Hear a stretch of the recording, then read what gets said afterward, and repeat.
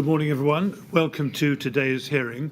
Today we're going to continue hearing evidence from Mr. Lawrence, formerly employed by Ryden. So could I ask you to ask Mr. Lawrence to come back in, please? Thank you.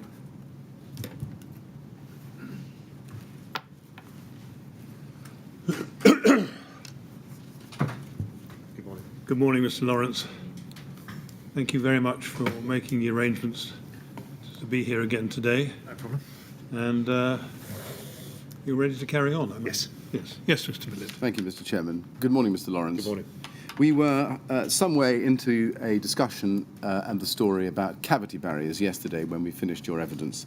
Can I now go back to that and ask you please to turn first to RYD 39964. 39964.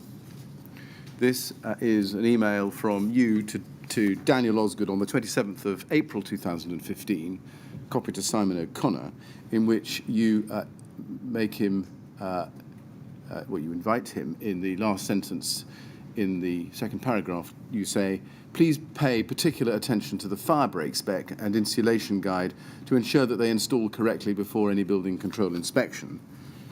Now, when you say fire break spec there, you mean cavity barriers, do you? Yes. Do you also mean fire stopping?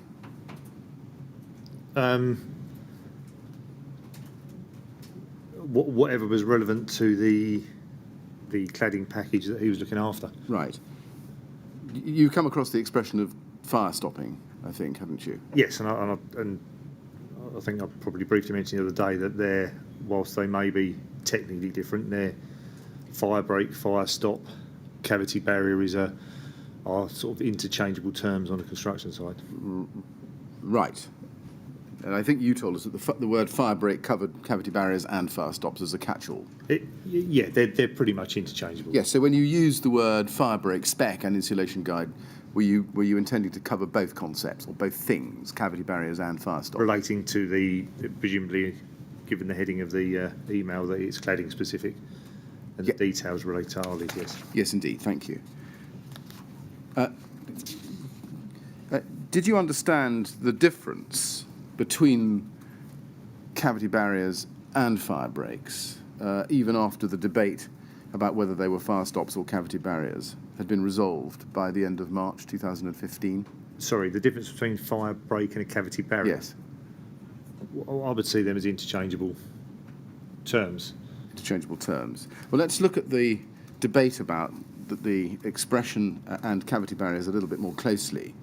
Do you remember, in general terms, Mr. Lawrence, that in March 2015 there was a debate about fire stopping on the tower? If we're talking about cladding specifically, then yes, I remember that debate. Can I ask you to go to RYD 3037622?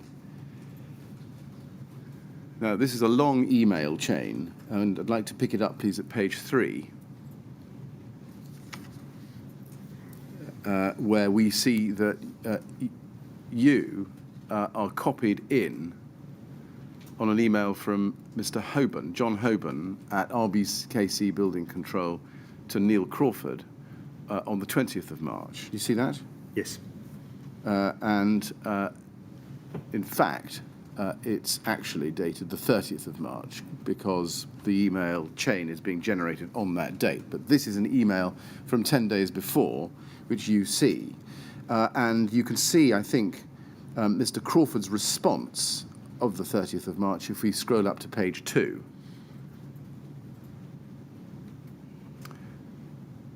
Because you're copied in on Neil Crawford's response of the 30th, actually it's the 31st of March, in the middle of that page there. Do you see that? Yes. And do you remember reading that at the time or seeing that at the time?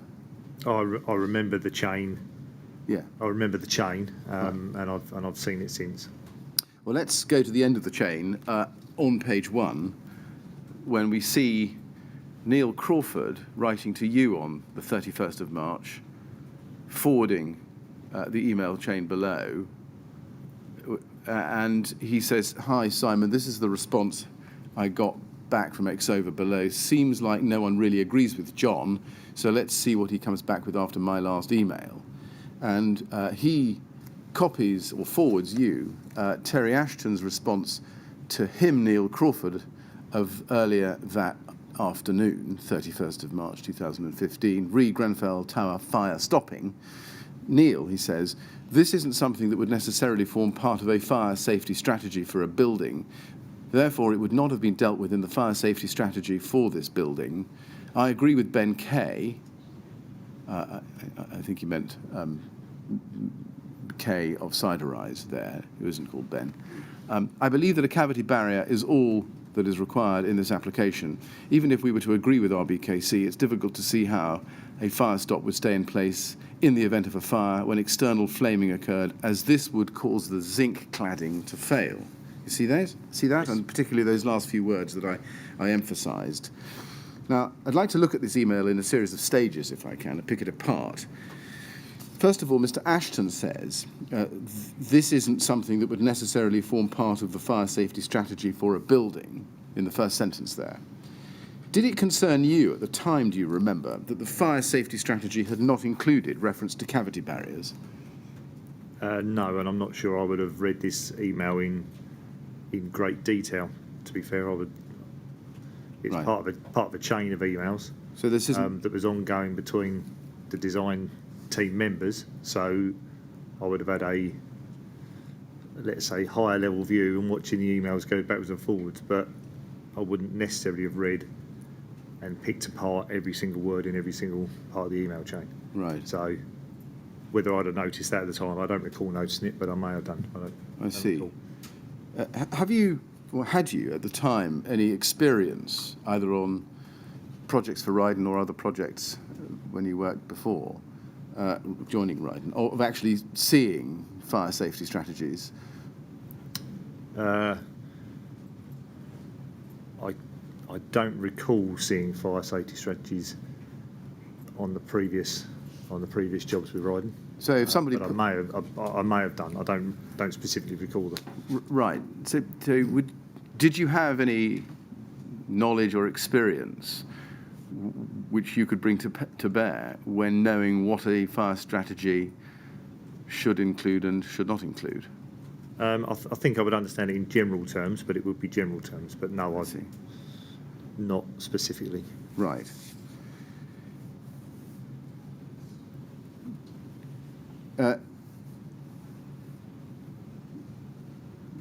Did you, obviously you would have realised from this that although there was a fire safety strategy, because you had been told back in April of 2014 that Exova had completed one, did it not concern you that even though you had thought that they had completed one, that strategy hadn't included anything about cavity barriers? Not particularly at the time. Did it occur to you at this point to instruct Mr. Ashton or indeed another fire safety consultant to advise you on this point? No, because this is part of a complete chain of email that was going between the design team members.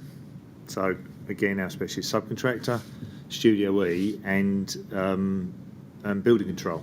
So it was part of the design development that I was copied into and would have been keeping an eye on, but not necessarily pulling apart and necessarily seeing every single email as it come in. I might have picked them up 4 or 5 emails down the lines. Right. Would it be fair, and please tell me if it's not, to describe your role, at least in relation to this email chain, as something of a spectator? I think that would be fair, yes.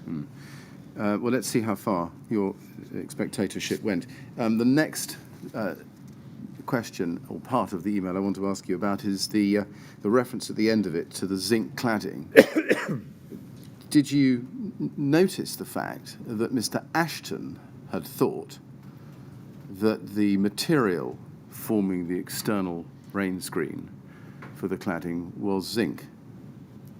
I've obviously read this chain numerous times since, but at the time I don't recall fully reading that email and paying much attention to it, to be fair. Like we've just said, I was a spectator on the email chain going between the design team. So, Yes. so no, I might not have even read the full email. Right. So you didn't notice, is this right? I don't recall noticing at the time any specific reference to a material that we weren't using. Because, of course, by this time, as we've been through yesterday, the rain screen was not zinc, it was ACM, wasn't it? Correct. Yes.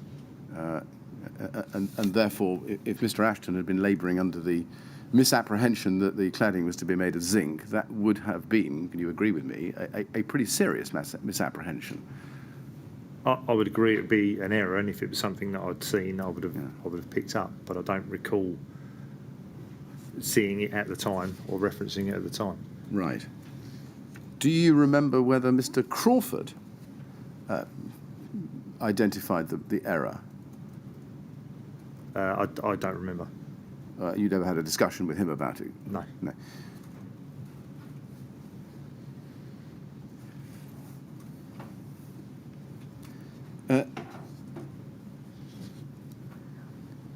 Did you have any concerns that the only fire safety specialist on this project, and I think the answer to this is no, which follows, but did you have any concerns at this time that the only fire safety specialist on this project who had completed a report, so far as you were told, by April 2014, was still under a misapprehension about the nature of the rain screen on the outside of the building? No, because I hadn't noticed the reference.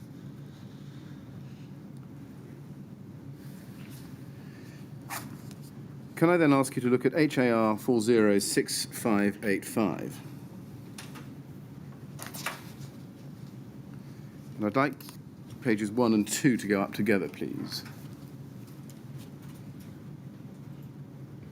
Now, at the top of page 1, we can see Mr. Anketel Jones writing to Ray Bailey, and he starts, "Just that it's ridiculous." And this is the 27th of March 2015. So a few days earlier in the email traffic, if I can put it that way, which culminated in the discussion we've just been talking about.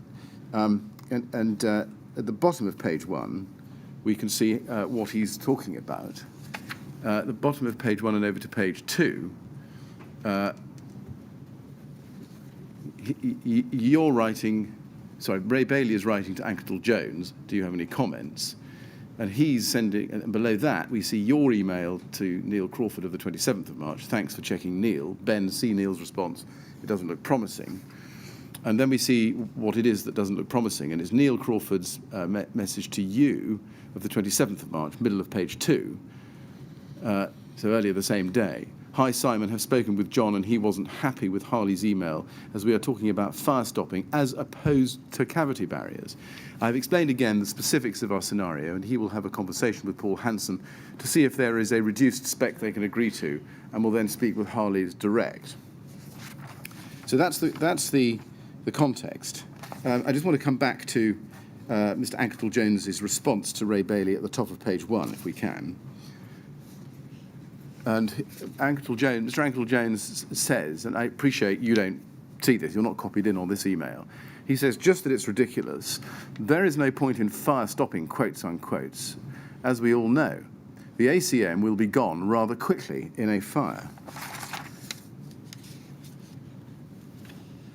Now, we've just looked together earlier, Mr. Lawrence, at the email from Mr. Ashton to Mr. Crawford, where he says that external flaming would cause the zinc cladding to fall off.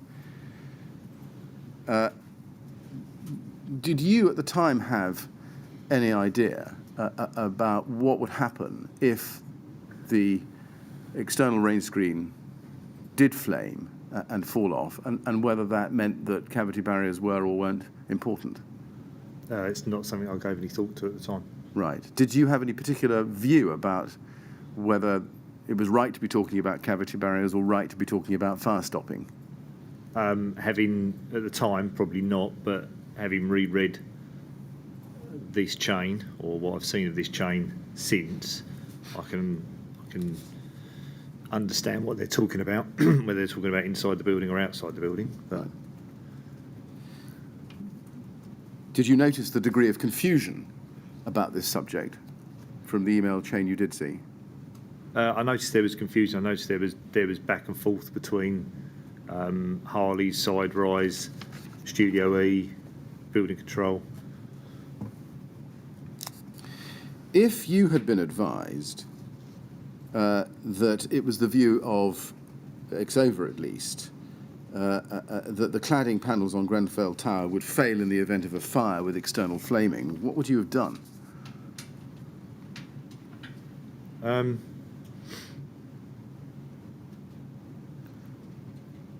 mean, I probably at the time I would have assumed that at some point,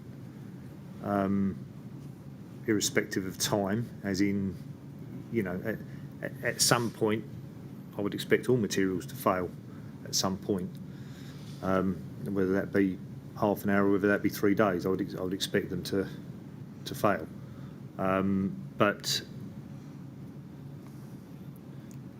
I don't recall having that. Sorry, can you say the question again? Well, let me try it a different way, because I think the 3 days isn't what I'm asking about. If you had known that in the event of a fire, the ACM would be gone rather quickly, if you'd known that at the time, what would you have done? I would have got that checked with Building Control to make sure that is firstly within the regs, and that's what is understood, that's acceptable, and then looked into it further. You say you would have checked with Building Control. Would the first port of call for you not have been the consultants you were employing on the job, namely Studio E? Well, okay, as a design team as a whole, then. Well, I'm not. I don't want to suggest the answer. I mean, I'm putting to you why you say Building Control in circumstances where you had novated to you and were retaining Studio E as the architect. Because in this, if we're referencing this chain of emails, there was discussion and potential confusion or conflict between different views regarding the regulations. So the person to provide the best advice as to what the compliance needs to be with the building regulations would be ultimately Building Control. Did you know that no steps had been taken to ensure that cavity barriers were in place around the windows in order to prevent fire spread into the cavity or cavities? I didn't know they needed to be. You didn't know they needed to be. So it followed from that you didn't, at least, take any steps to ensure that cavity barriers were in place. No, I was in those reliant locations. I was reliant on my designers.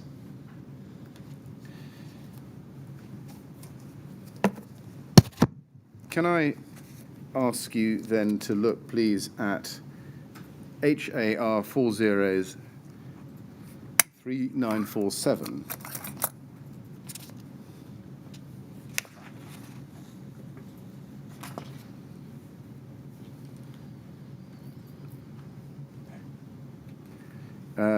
And I'd like you to go to, please, to page 4 in that email run.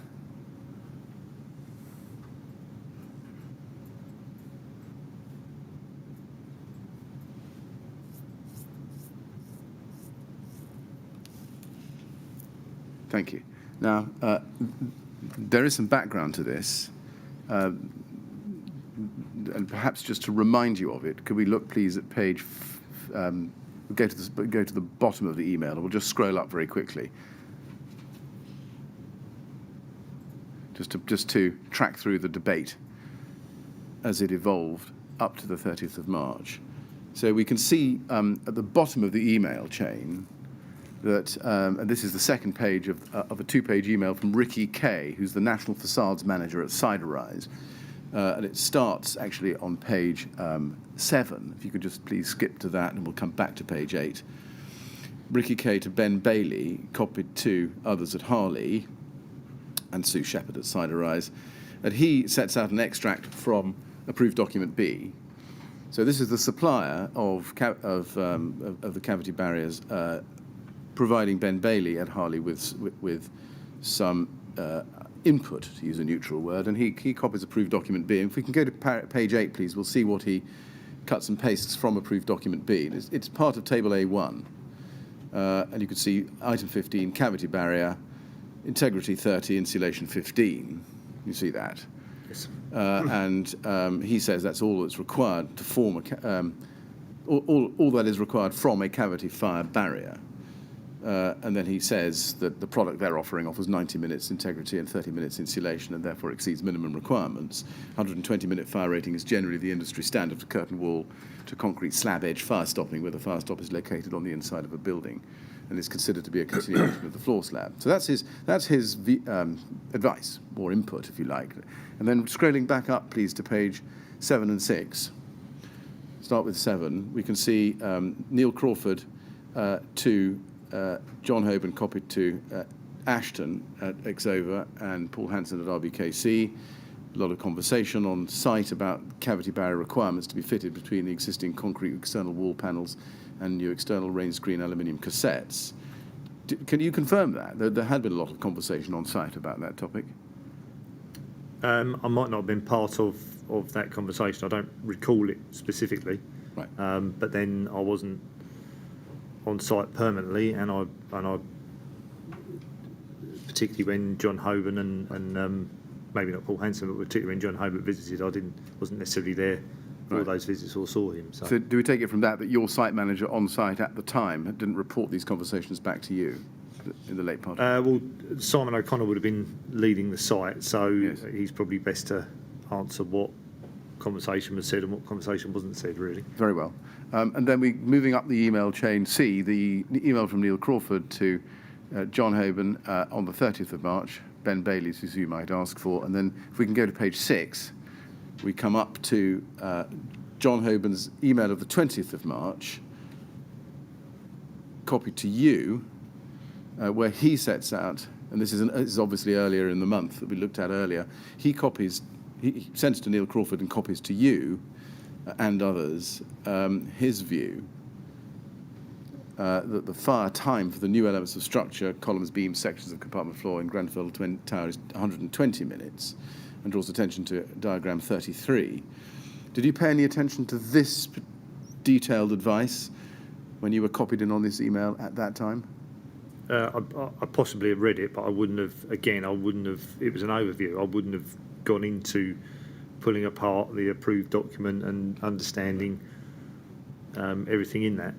All right, let's then scroll up to page 5, where I think we've seen the emails of the 30th of March, which we've seen, and he then gives more advice on that date, sent to Ricky Kay, also Harley, but you're also copied in on it. And again, did you pay attention to that email when it came in? Again, I probably would have seen it in the email trail, but in there you've got designers and technical people, and there's nothing technical that I can add that they don't either already know or they know their subject far better than myself. So I've got an overview.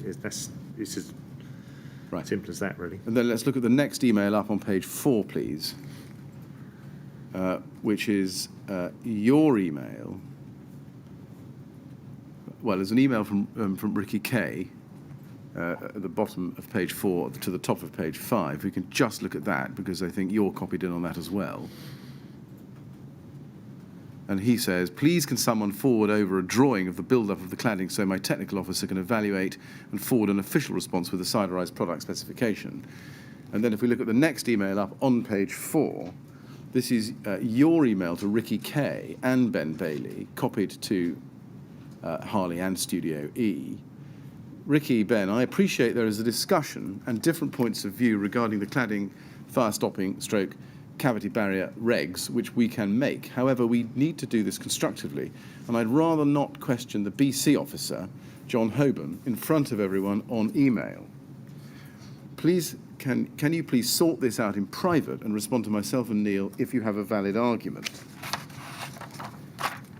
Was it common practice at the time, in your experience, to discourage direct communications between companies involved on the Grenfell Tower project, refurbishment and building control?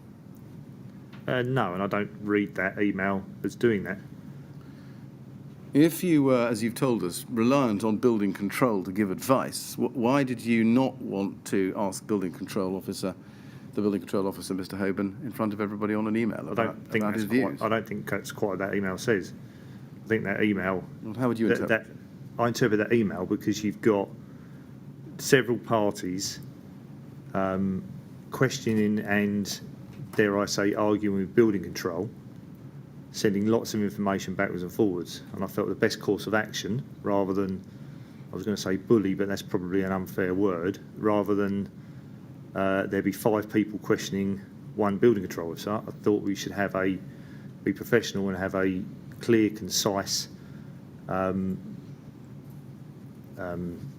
point of view that is joined up between the Ryden team, as I'll call them, so the design team, the Harleys, the side rise, and to put that point across clearly to John Hoban, not for everybody to pile in with a bit of information here and there and get it confusing. All I'm trying to do is say, lads, calm down. Let's do this professionally and clearly and present this to the building control officer. I'm not saying ignore the building control officer. I'm not saying anything like that at all. That's not what that email's saying.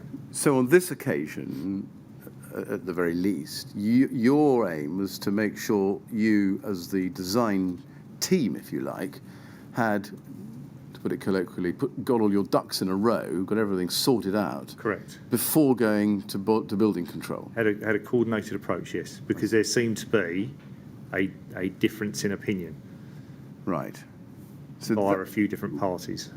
Does that not tell us that, in fact, at least on this issue, you regarded building control as outside the team and that you would be presenting an argument to them rather than asking for their advice?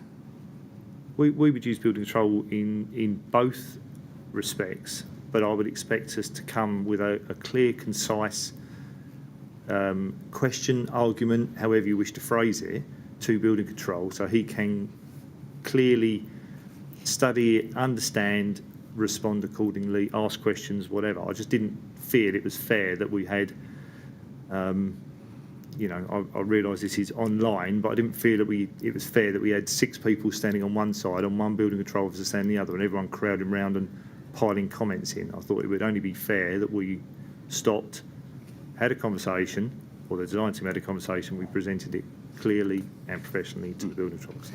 Now you say, please sort this out in private and respond to myself and Neil if you have a valid argument. Who would be the people in the team, your team, who would decide whether an argument was sufficiently valid to put forward to building control for their comment? Well, I expected Harleys and side rise to get their ducks in a row. I'd expect them to present that to Neil for his comment as well, or for Studio E's comment as well, and then collectively to present it to building control and ask for their advice, guidance, acceptance, if that was the case. Now,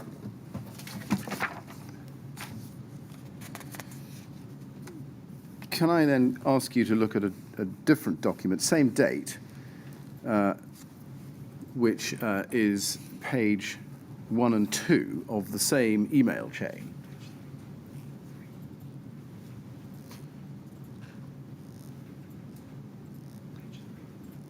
And I think we're going to need page 3, in fact. Sorry, I need page 3, not page 2. I apologise. Yeah.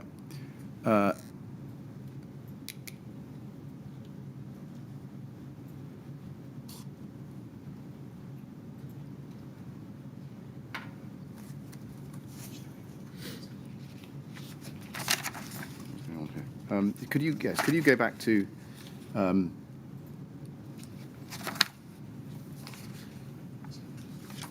so sorry.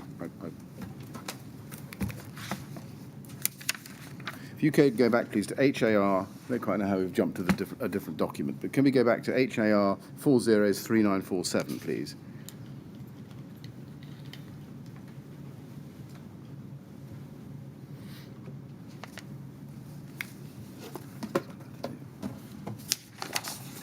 Yeah.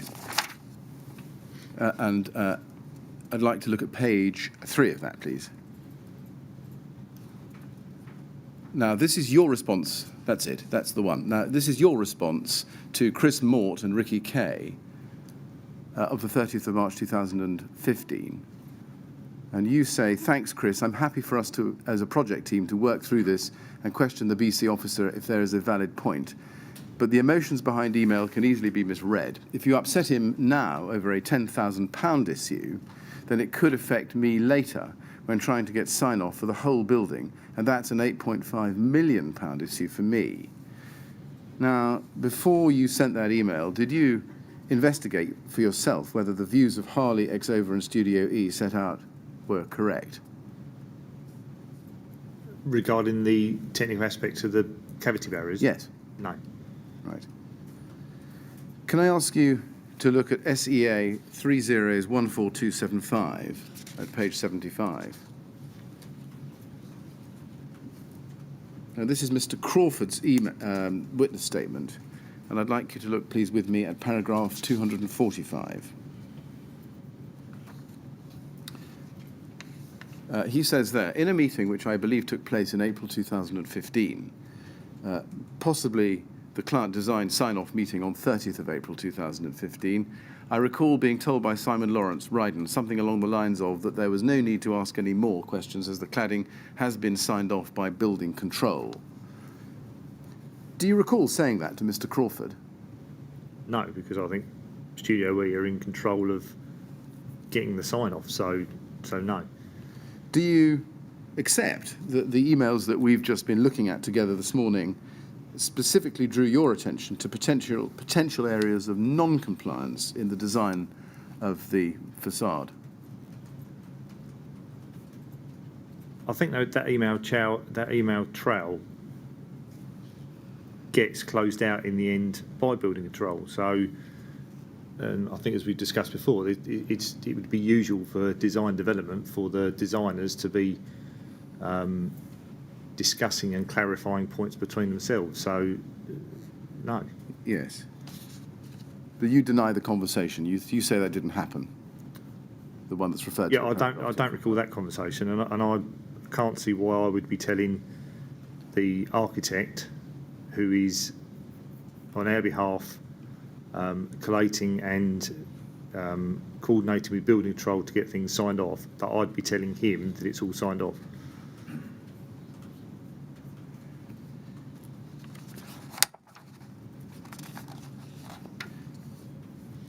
When you're dealing with building control, which was the more important?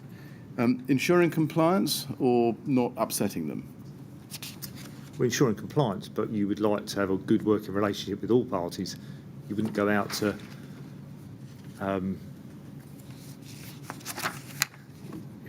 everybody. You'd want everybody to be getting on well and the information to be flowing. You wouldn't intentionally go out to upset them, would you? Is it fair to say that, notwithstanding the discussion that we've seen in late March between Exover, Harley, Studio E, on which you were, to use my word, I'm afraid, a spectator, but I think you agree with that. Yep. Notwithstanding the fact that discussion raised a serious and significant issue about compliance with the building regulations, that your primary concern at the time for the project was to secure sign-off of the finished building rather than absolutely thoroughly to ensure compliance. No, I would see them as one in the same. See them as one and the same. But to reiterate what I've previously said, the email chain, to read that in a complete chain, that is design development going between the designers, which ultimately, I believe, ended up with John Hoban making comment onto what was acceptable and what wasn't acceptable. Very good. Can I then turn to a different topic, or slightly different topic, cavity barriers on other projects? Very short point, very short topic. You told us you worked with Harley on overcladding projects at Taplow House and Ferrier Point. Chalcots and Ferry Point, yes. Did those refurbishment projects have cavity barriers around the windows? Do you remember? I don't recall there being cavity barriers around the windows, but I'd have to look at the detail. Right. Whom did you consider was responsible for the provision of cavity barriers on those projects? On Chalcots and Ferrier, Yes. it would Those be two Harley. projects. Harley had the complete package.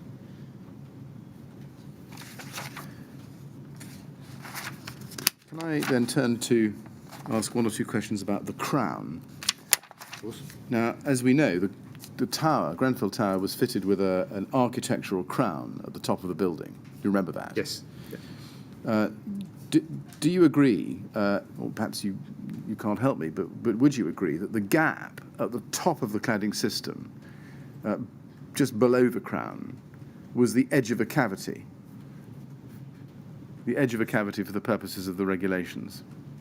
I couldn't tell you. You couldn't tell me? No. Right. Now, we know for a fact that no cavity barriers were, in fact, installed at the top of the cladding system. Did you yourself, or anybody else at Ryden, check the designs in that area? I didn't myself. I would expect the installation of the... Sorry, do you mean the design part of it, or the installation? The design. In accordance with design? Yeah, my question was, did you or anybody else at Ryden check the designs in that area? The design would have gone through the same process as all the other design did. I follow. So you would have expected Studio E, would you? Is that I'd right? expected Harleys to do it right in the first place. I would expect them to pass it to Studio E for comment, and then it would ultimately go to building control. Right. Can you explain why the absence of any cavity barriers around the top of the cladding system, just below where it meets or met the crown, wasn't detected by you while you were, to use your words in your statement, coordinating and managing the process of design, ensuring that the designs complied with client requirements? Because, and again, I think forgive me for saying this, but I think we've covered this previously. I do not have the technical expertise and ability to check the designs, hence why we rely on the specialist subcontractor and the lead designer and building control. Right.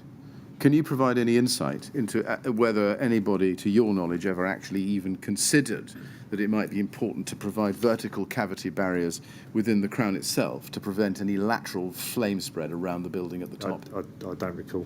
Don't recall. New topic, plastering, and specifically S&D plastering and materials and some of the works. Can I ask you to start, please, by looking at RYD 30293660.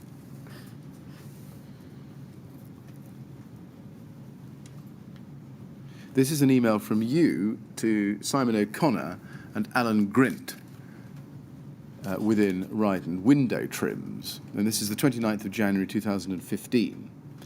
And you ask them, gents, can you do a list of materials for the window trims and pipe boxing based on the show flat 145 and send it across to me and Zach, that's Zach Maynard. The surveyors will then get a chance to order and compare against budget costs. And then you say, I also had a thought that we might be able to use plasterboard as a packer underneath the UPVC rather than timber, as it's cheaper. What do you think? Will this work? Is it fair to say, looking at that email, that your primary concern, at least in relation to window installation at Grenfell, was completing it as cheaply as possible? I think to be fair, budget was a consideration, but also when you're working inside people's homes, you need to look at the most efficient way of completing the works with minimal disruption in the quickest amount of time. Why would use of plasterboard as a packer rather than timber give rise to minimal disruption and the quickest amount of time? Possibly easier to cut than it is timber. You only need a standing knife rather than the saw and whatever other equipment. And it's what I'd seen done previously at Chalcots and at Ferrier. But this would be a material change in the product, wouldn't it? I think we always... Specification. What, the plasterboard? Yes. Plasterboard from timber, then yes, it would be, yeah. Yes. Did you discuss this change from timber to plasterboard with anybody other than Mr. O'Connor and Mr. Grint? I don't recall, but I do know that we were looking at, from a construction point of view and how you physically construct stuff. Again, minimal disruption, efficiency of time in people's homes. So we were bringing our knowledge from the previous projects to that element of the works. But there will be other people involved in that whole process. Did you ask anybody, Studio E, Harley, whether or not this change would have any effect architecturally or so far as compliance was concerned? I'm not sure at that time we'd actually finished and decided best way to construct the details, so probably not at that time. Did you consider any other properties of the materials you were considering for use? At that time, we were taking our experience from the previous projects, and my experience from not only Chalcots and Ferrier and other projects that involve windows was that would be a standard, if not exclusive, way of us trimming the windows. Right. Would it be common for you unilaterally to decide to change from timber to plasterboard without telling the architects, for example? I think at that stage we were looking at how it can be constructed easily and delivered easily within someone's home. So that's the thought process there. But the architect and ultimately, I believe everybody knew what was being installed. Did you have any discussion with your client, the TMO, about whether you should switch from timber to plasterboard as a packer here? I don't recall any conversations with the TMO. No. Can I go, please, to RYD 3029476? This is an email from you to Mr. Grint. Could you just tell us, while we're on it, what Mr. Grint's role was at this time? He was one of the site managers. Yes. But quite what his remit of what packages he was looking after. Obviously, internal windows, but possibly other stuff as well, but I can't remember. Yes. This is the 30th of January 2015, and if we look at the second paragraph in that email, you say, I'm hearing from other sites that SD Carpentry do a really good job, but are slow. As much as it pains me to say it, their standard of work may be too good for what we need in refurb. Hopefully Dave will be okay with the time frames above, but if not, we may have to let them do the new flats only and get another to do the internal works. What do you mean when you say that SD Carpentry's work may be too good for what you need in a refurb? Because they're a specialist carpentry firm that does, or in my experience, had done some high-end carpentry works, and generally you'll find that, how best to describe this, if you took a joiner, wouldn't be suitable for somebody doing carpentry on site, because the level of finish is completely different, and to trim windows you need somebody that is, well, the quality still needs to be there, but you generally find that people that fit windows, trim windows, are often far quicker than sort of specialist carpentry firms. So you don't say there that SD Carpentry would be too expensive. It's just that their standard of work may be too good. Why was that a problem, if it wasn't a problem in terms of price? I think it's more of an issue of how long it takes them to complete their works. Well, that's not the sense one gets from this email. The sense one gets from this email is that a lower standard of work was acceptable for this refurbishment. I don't agree with that. What standard of work did you regard as sufficient for this refurbishment if SD Carpentry were too good? The correct standard that was appropriate for what we were trying to install.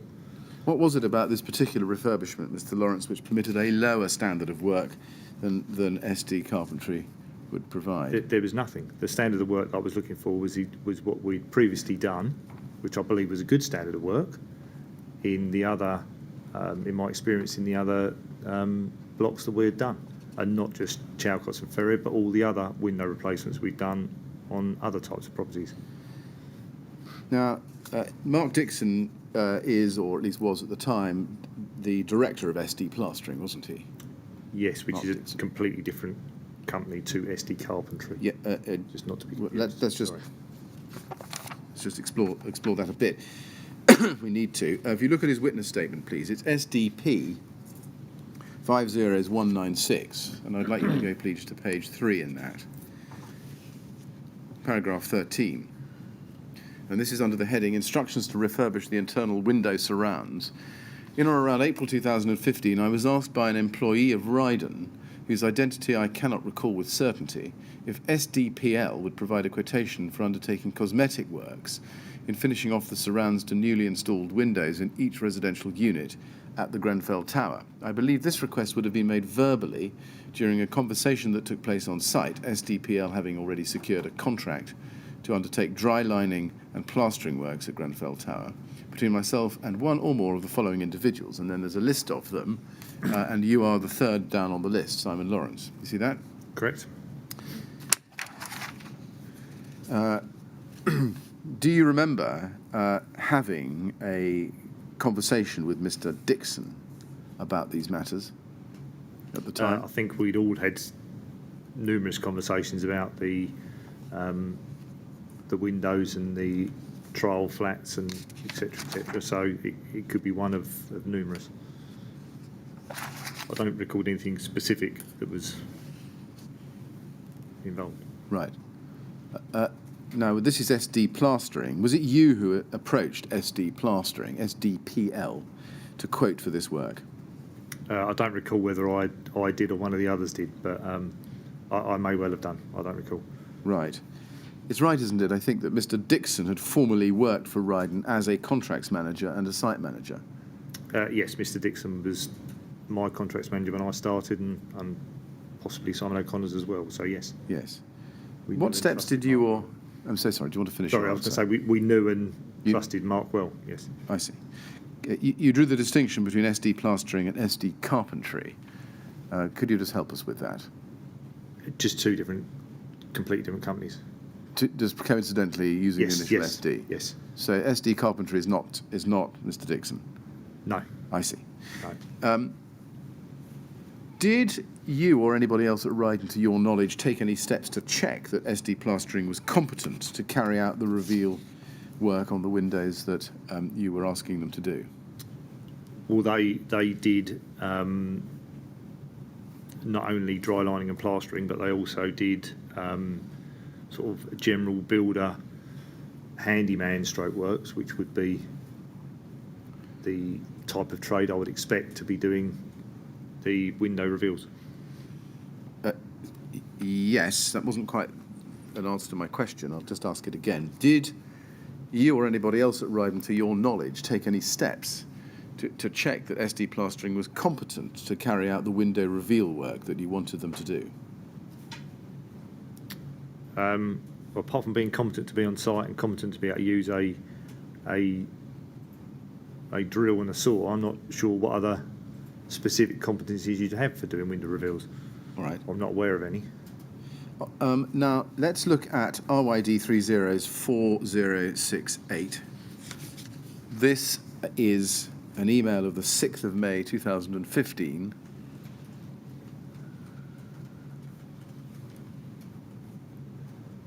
RYD 4040686.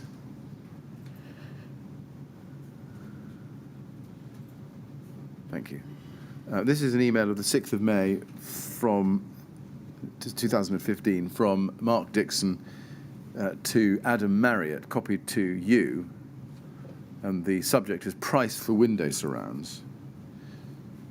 And you can see that he attaches to that email SDP front sheet quote, 6th May 2015, so the same day. Now, can we look at that document?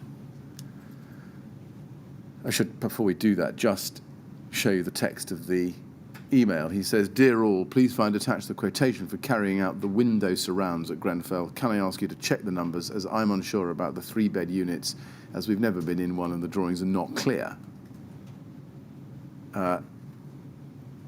If we can look at the attachment then, that is at RYD 3088957.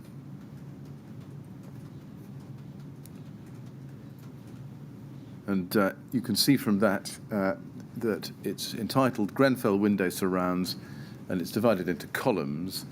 And in the leftmost column A, description of item, you can see in the second line down, you can see that it says place Celotex insulation to reveals and base of window.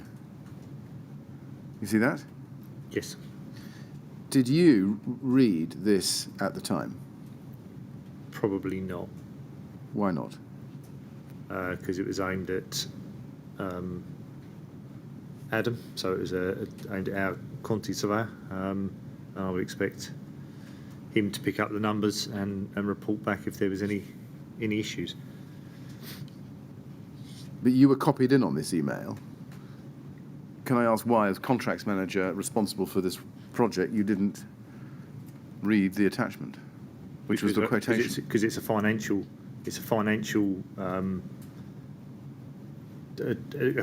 document that's relating to a quantity surveyor. So I wouldn't necessarily pick up all of the attachments. Otherwise, I'd be doing their work for them. So I would expect them to be opening it, understanding it, clarifying any points they need to clarify. Well, you wouldn't be doing all their Preferably work for them, would you? If you were interested to open the attachment and see what it was that Mr. Dixon was offering to do on the project. But I don't recall seeing this document, and I didn't open it. No, and And repeating what I was just saying, I would expect it was I believe addressed to Adam, so addressed to our quantity surveyor. I'd expect our quantity surveyor to make sense of that, and then report back as required. Yes, I'm just interested in why it was you didn't even open the attachment and read it.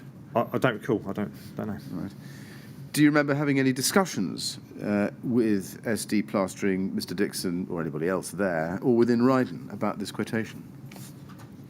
Specifically about quotation, I don't recall any discussions. But So who would have read and approved this quotation within Ryden, if not you? it would have gone to the quantity surveyors for them to clarify and check against budget, what's been allowed for, what hasn't been allowed for. And then an order placed, if appropriate, if required. Would you not have been interested to know, even if not the precise figures, which we can see in column D, what works as a subcontractor SD were promising or indicating that they would perform? I think we knew, because I think we'd had discussions, the site team, myself has probably been at least one of them on site as to how the window surrounds were going to be finished. Right. Did you, and you told us you didn't read this document when it arrived, but did you independently know that Celotex insulation was going to be put in or around the reveals and the base of the window? I wouldn't necessarily know it was Celotex as a brand, but sort of solid board insulation was discussed, yes. All right, let's move through that to SEA 403040. SEA 403040, page 5, please, in that run of drawings. Now, this is one of a set of drawings from Harley, which had been through the architectural intent stamp at Studio E. And looking at page 5, this is marked A, status A, as you can see from the red stamp on the right, by Neil Crawford on the 16th of January 2015, and stamped approved for construction. Before I ask you about the detail of this, can we assume that this is a drawing that you would have seen, at least in copy, as part of the discussions between Harley and Studio E at around that time? Now, if you look at the middle of the drawing, in respect of the windowsill condition, and it's up there on the screen, it says insulation by others. You see that? Yes. Do you remember seeing drawings such as this, which say insulation by others, in that location? I remember seeing this drawing, so yeah, if there's others that are similar, then yes. You remember seeing this drawing specifically? Yes. Right. Do you remember when? Was it at the time? I would imagine so, but So mid-January 15. yeah, I couldn't give you a precise date. All right. What did you understand by the expression insulation by others? As in Harleys weren't expecting to carry out that part of the works. Who were, to your knowledge? Well, at that time, I don't know if we judging by the timescale we just looked at with SD Carpentry and then STP, I don't think we decided by then. Originally, when we set out in the project, as we'd done previously, we were looking for and expected Harleys to carry out the facade works, so the external works, right, and the trimming of the windows, because there is a coordination in time, products, etc., which is what they've done for us at Right. Jalcots and Ferrier. Does this tell us that at this point, January 2015, Celotex had not been selected, to your knowledge, as the product for insulation in this location? I don't recall. We've seen... Just insulation. I don't recall what insulation was selected at this time or not. We've seen that by the 6th of May 2015, from the SD quotation, that they were quoting for placing Celotex in this location, among others. Can you help us with when Celotex was specified for application in this location? It probably would have been when we were doing the trial flat process. It wouldn't necessarily be Celotex as a manufacturer specified. I think we were looking at the amount of gap available and what insulation to put in there with the purpose of cold bridging. That would have been the thought process at the time, and what would work underneath a soffit and window lining board. What I'm interested in, Mr. Lawrence, is the circumstances in which and the time at which Celotex as a product, or at least a brand, came to be selected for use as insulation in that location. I can't tell you the timescales, but it would have come out of when we were trialling. We did a trial flat, so there was an empty flat within Grenfell that the client kept empty and used as a show flat for residents and others, and we did that flat, trimmed it for inspection, and we went through several ways of how best to carry out the construction works. And can you help us more accurately with a date when that was, or a date range? Not without looking. I mean, I think there's reports, probably a clerk of works reports, saying that it's been finished. There'll be other emails saying when it was finished, but I can't tell you what. I don't know the timescale. Can you help us with who it was who chose Celotex as a product, or at least as a brand, for insulation in that location? As a brand, I don't know. I wouldn't imagine that anyone specifically targeted Celotex. I think it was more what was physically able to go in the gap and give support to the window lining board. So it would be a rigid insulation, not necessarily Celotex, but a rigid insulation. See, somebody had chosen Celotex, as we've seen from the SD quotation, by early May 2015. Yeah. What I want to know is, who was it? Who chose that? I don't know. Why can you not explain that you? Because all I can say, Why didn't you know? All I can say is that we looked at the construction details of how to, how to physically construct, given the constraints of those windows, what would fit in there, and a rigid board was agreed upon by all parties. Now, whether I don't believe anybody specifically went, we want Celotex, or we want Kingspan, or we want another. It was just the fact of what rigid insulation board will fit in that gap, because the gap is small. Right. Well, just following up on that, whose job was it to check the approved for construction drawings prior to planning the work to the window reveals? Sorry, Whose job was it to check the approved for construction drawings, such as this, prior to planning the work to the window reveals? So in this instance, it obviously goes from Harley's to Studio E. Yeah, is that what you're? Well, I wanted to know whose job was it to check the approved for construction drawings, such as this. It has a stamp, approved for construction. If it's already been checked by Studio E, then it would go to the package manager or the site team to look at to construct. But as part of that, whose job was it to specify this insulation in this location? Well, what should have happened, you would expect either Harley's, if they were doing the works, or Studio E to specify the insulation. Do you know who specified Celotex for use in that insulation? Not as a specific brand, no. No, whether that come about from a discussion on site of, like I say, the whole site team, how do we practically complete the works, and then whether. So rigid insulation was discussed, like I say, not necessarily a particular brand.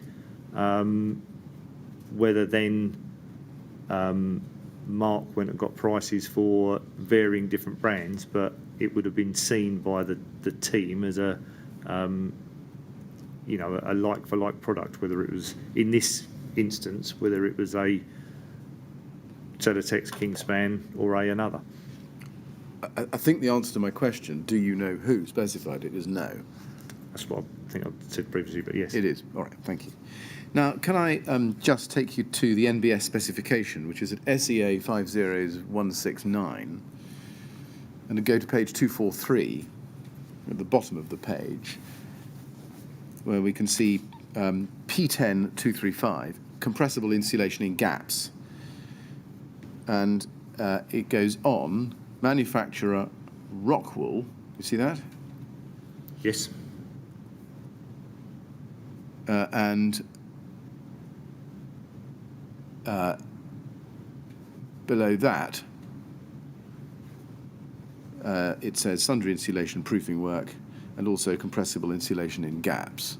So that's the whole page. Sundry insulation work at the top and compressible insulation in gaps at the bottom. And as I say, you can see Rockwool specified there as a product.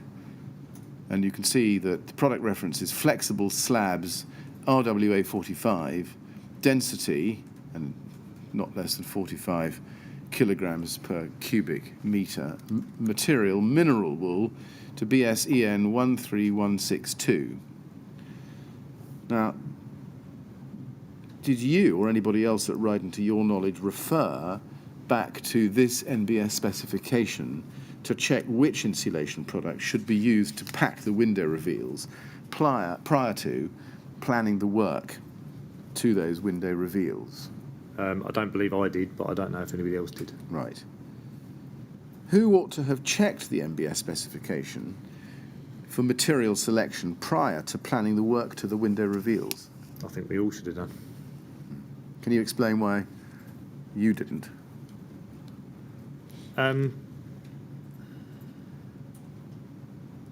Specifically details like that on site, I would expect the site team to.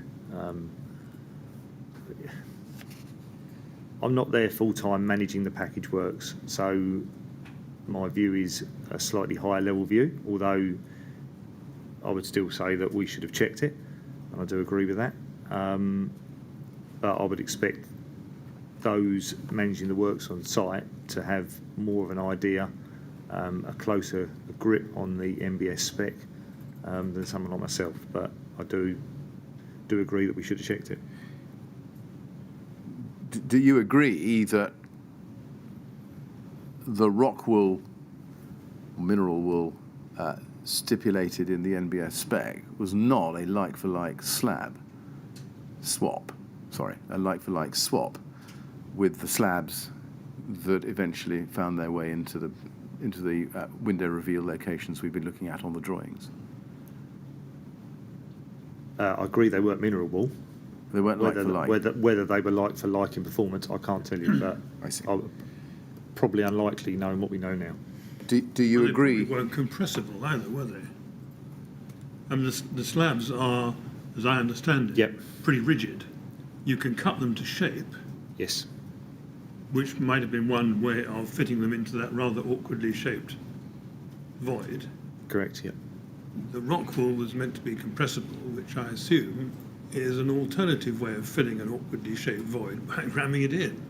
It is, yes, So correct. they're not the same, are they? No, they're not the same. No, you're right, they're not the same. I think the insulation was used in not just the awkwardly shaped void, but also in the gap, the other side of the existing window frame. So in that location, from ignoring a performance point of view, a solid slab, you wouldn't need something that was compressible in that side of it, but the awkwardly shaped bit, yes, I take your point, yes, agree. All right, thank you. And just following up on that exchange, wouldn't it have been harder work, taken longer, to go about the business of cutting the non-compressible or less compressible Celotex slabs than it would if you'd used rock wool as specified in the NBS specification? Only in that awkwardly shaped void. Right. Do you agree that if the NBS specification had been referred to, then it would have been clear that the selection of Celotex in May 2015 by SD Plastering was at odds with the specification? Yes. And that would have warranted an investigation and clarification? Yes. And I think we take it that no such investigation or clarification was undertaken, was it? Not that I believe so, no. Can I then look at RYD 42486? And I'd like to have pages 1 and 2, please, put up side by side. At the bottom of page 1 is an email from you to SD Plastering later in May, 27th of May, regarding SD Plastering's making good of the replacement windows in the pilot flat 145 and 17th floor communal. Do you see that? And if you look at the top of page 2, you can see that it says, and this is the bottom, actually I'd like to start at the bottom of page 1 and over to page 2. You say, I then took a look at the window trimming, which unfortunately wasn't the finished item that I was expecting. There are still some areas which need tidying up, i.e. joint strips need installing, a couple of side trims outstanding, and there is a large gap behind several reveal returns, which are too large to mastic. Also, Andy has used a different UPVC product rather than the original.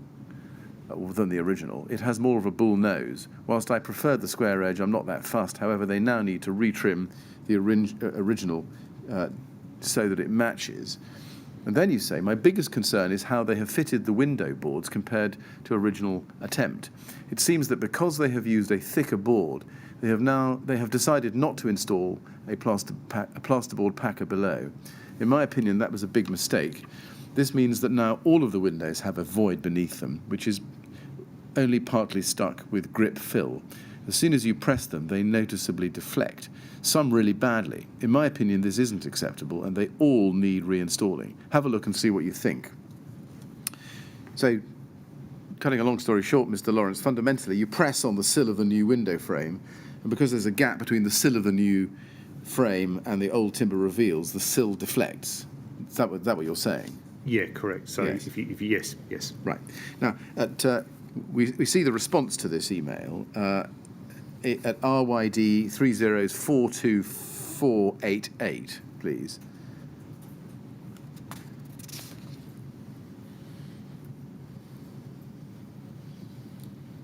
And this is a reply of the same day, in the evening of that day, from Mark Dixon to you. Evening, Simon, starting at the top, see responses below. And he says, about 5 lines up from the bottom of his email, we are still struggling to find our feet. Do you see that? Yes. He says, we're still struggling to find our feet on the window details, and I'm still anxious that taking on these works is going to give me additional headaches I could have done without, and add in the timescales. I'm not looking forward to it. We're committed now, so I need to find ways of making it easier and quicker before I add another team in, before we have it under control. Did that give you any cause for concern? That just said to me that he was looking at his labour resource, because the trimming of the windows is well, not just trimming of the windows, but when you're working within occupied refurb, and particularly within people's homes, you want to be sort of getting in and getting out with as least disruption and it needs to sequentially go day by day. So that just says to me he's looking at getting another team or releasing another team from somewhere else. Yes. My question was, did it give you any cause for concern, Mr. Lawrence? No, because I trusted Mark to carry out the works. Right. Did Mr. Dixon's email prompt you to lend any assistance as to how the job could be made easier and quicker? No. Why is that? I'm not sure what I could have added to. Well, did you instruct anybody else at Ryden to assist Mr. Dixon in any way? With what? Finding him some labour? Yes. Or finding him any kind of assistance which would make it, as he says, easier and quicker? No, I think Mark would solve that himself, and if he couldn't, then he would come to us and say he couldn't carry out the works. So I think the answer is no. Did you just leave SD Plastering to find a solution and get on with it? Yes. Did you yourself seek to ensure that the problem he was foreseeing at this stage was resolved? We talk about labour resource here. Well, I'm talking about what he's talking about, Mr. Lawrence. He's identified the problem. My question is, did you take any steps to seek to ensure that the problem he was foreseeing at this stage was resolved? I wouldn't have found labour for him. It would be for the subcontractor to be able to resource the works or not resource works and let us know. So at this stage, Mark is looking into what he can do and what he can't do. Let's look on. The same day, you, I think, email Mr. Osgood and Simon O'Connor. If we can look at that, that's RYD 4242487.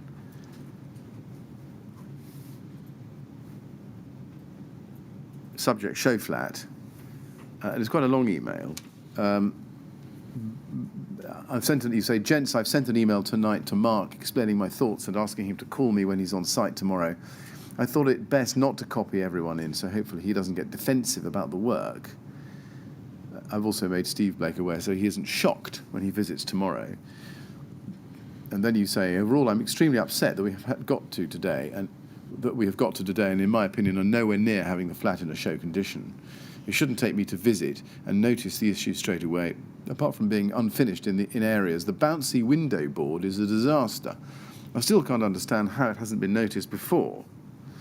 I'm expecting to be called to account from Steve, and quite frankly, I haven't got any good excuses. The only saving grace is that the client's director isn't planning on visiting tomorrow as first thought. Whatever happens, that flat has got to be top-notch ready for inspection by the client next week. I expect nothing short of a quality job. Please ensure this happens. It's our last chance. Who did you consider should take responsibility for rectifying what you call a disaster? I would have thought that should be led by the site. So Simon O'Connor and Danny was overseeing at that stage, was he overseeing the installation of that? So not you then?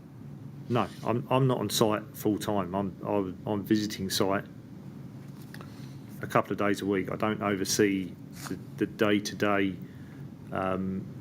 installation and site works. That's the site team's job to do that. Right. Now, specifically focusing on the unfinished areas, the bouncy window board, which you described as a disaster, let's focusing on that. And I think Mr. Dixon addresses this in his witness statement, which I'm going to show you.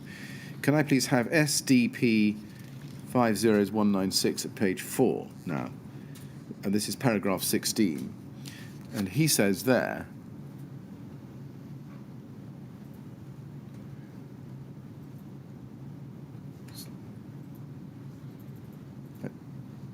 paragraph 16, as the new windows were installed, beyond the original building line, a gap was created between the newly installed windows and the old timber window surrounds, which remain in situ following the removal of the old aluminium framed windows. The width of the gap was approximately 60 millimetres to 100 millimetres, that depth varying slightly between the units.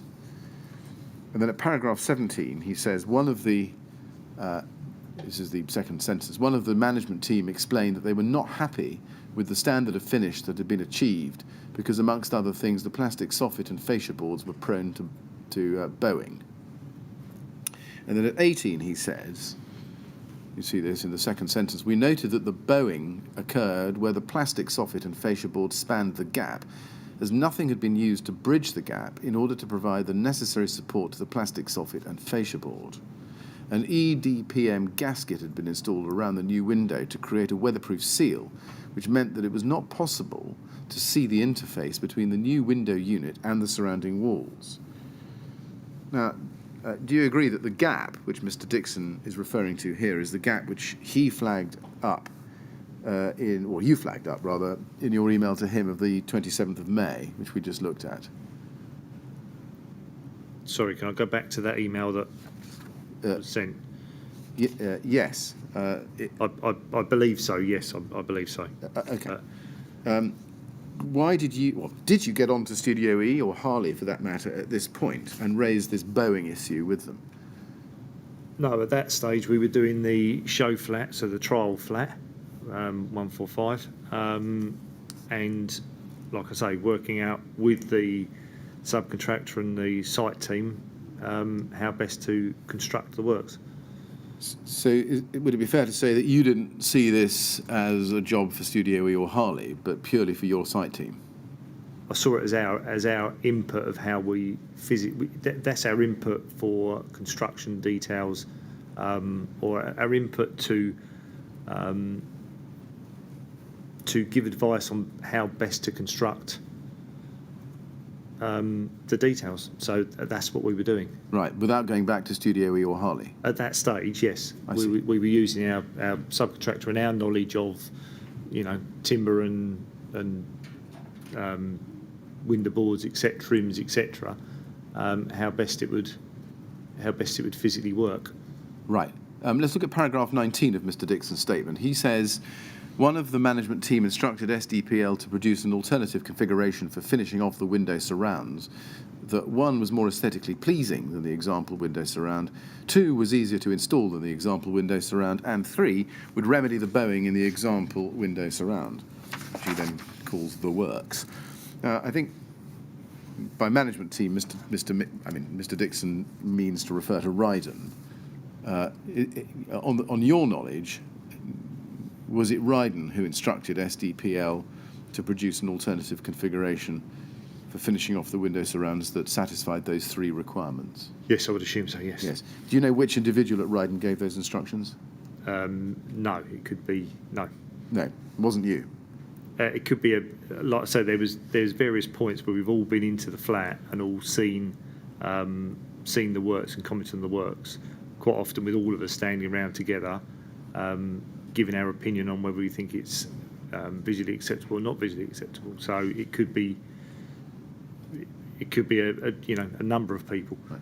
So he says here, and obviously we may need to explore this with him, but he says that SDPL were instructed to produce an alternative configuration. Was it your understanding that they were, in essence, just told to get on with it?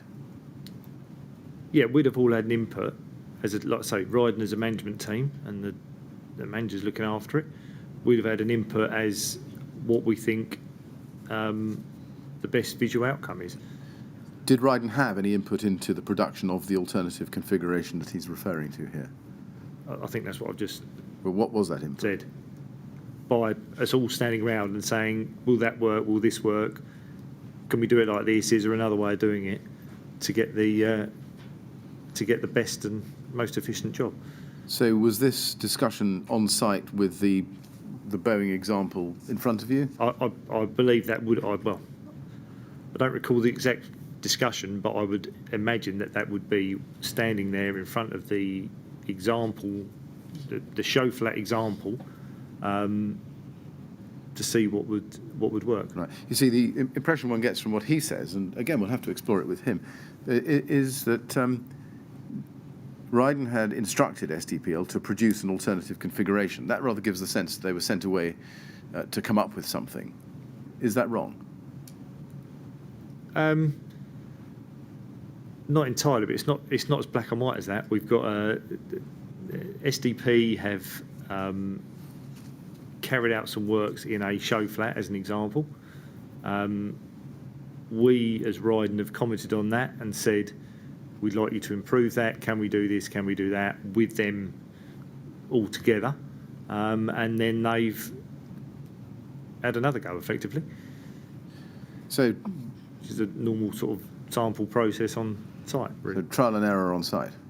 On something like this, yes. Right. But on this, not something like this. Well, this is well, on this, yes. Yeah. Now, Mr. Dixon goes on at paragraph 20 at the foot of that page to say, SDPL did not receive any instructions from Ryden nor any other entity concerning compartmentation and or fire resistance in respect of the works. Do you agree with that? Yes. Do you know why SD Plastering was not given any instructions in respect of fire resistance? I don't think any of us are aware of the regulations relating to that. I think we were basing our knowledge on what we'd done previously over the, like I said before, pretty much. I'm not sure I can recall any window that, in my experience working with Ryden, that we've put in that hasn't been trimmed in the same way. Mr. Chairman, we're midway through a topic, I'm afraid. And therefore this is as convenient a moment as any to have the morning break. Yes. Yes. Well, we probably should take it now because we've been running nearly an hour and a half. Mr. Lawrence, we'll have a break now. Thank you. Usual rules apply, please. No talking to anyone about your evidence while you're out of the room. And we'll come back at 20 to 12, please. Thank you. I'd like to go to the usher, with the usher, please. Thank you.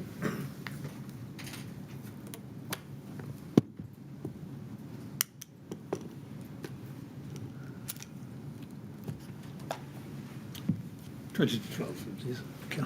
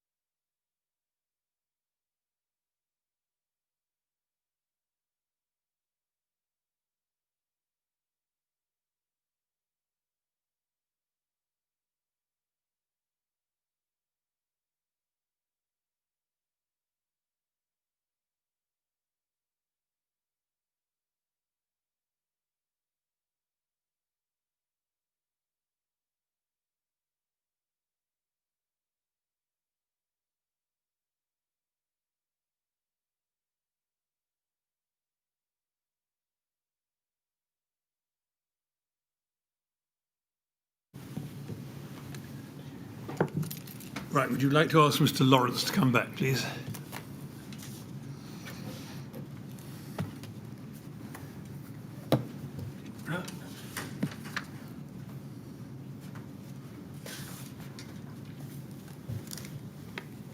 Good. Thank you. Ready to carry on, Mr. Lawrence? Yes.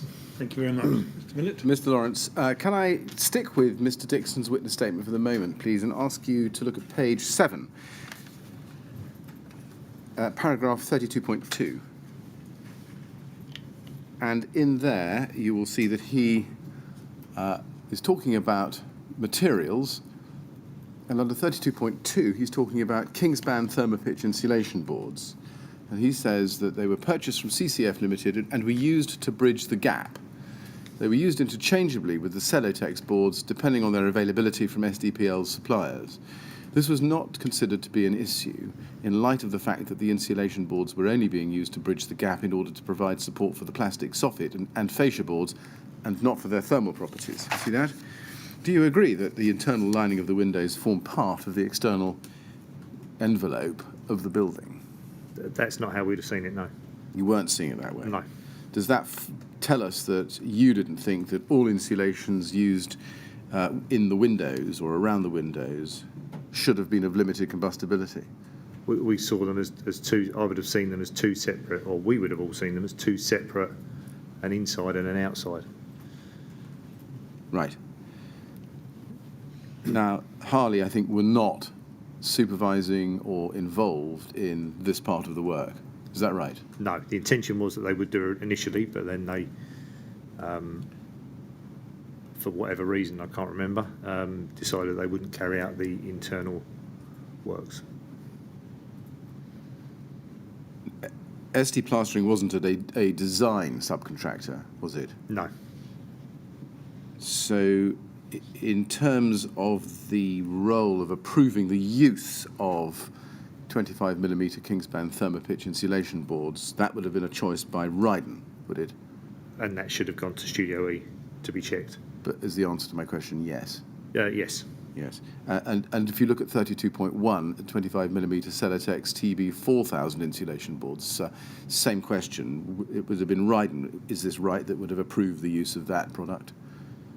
Yes, we wouldn't have known the specific, or necessarily been aware of specific TB 4000. I wouldn't have known that. But, did you yourself personally approve the use of these two products?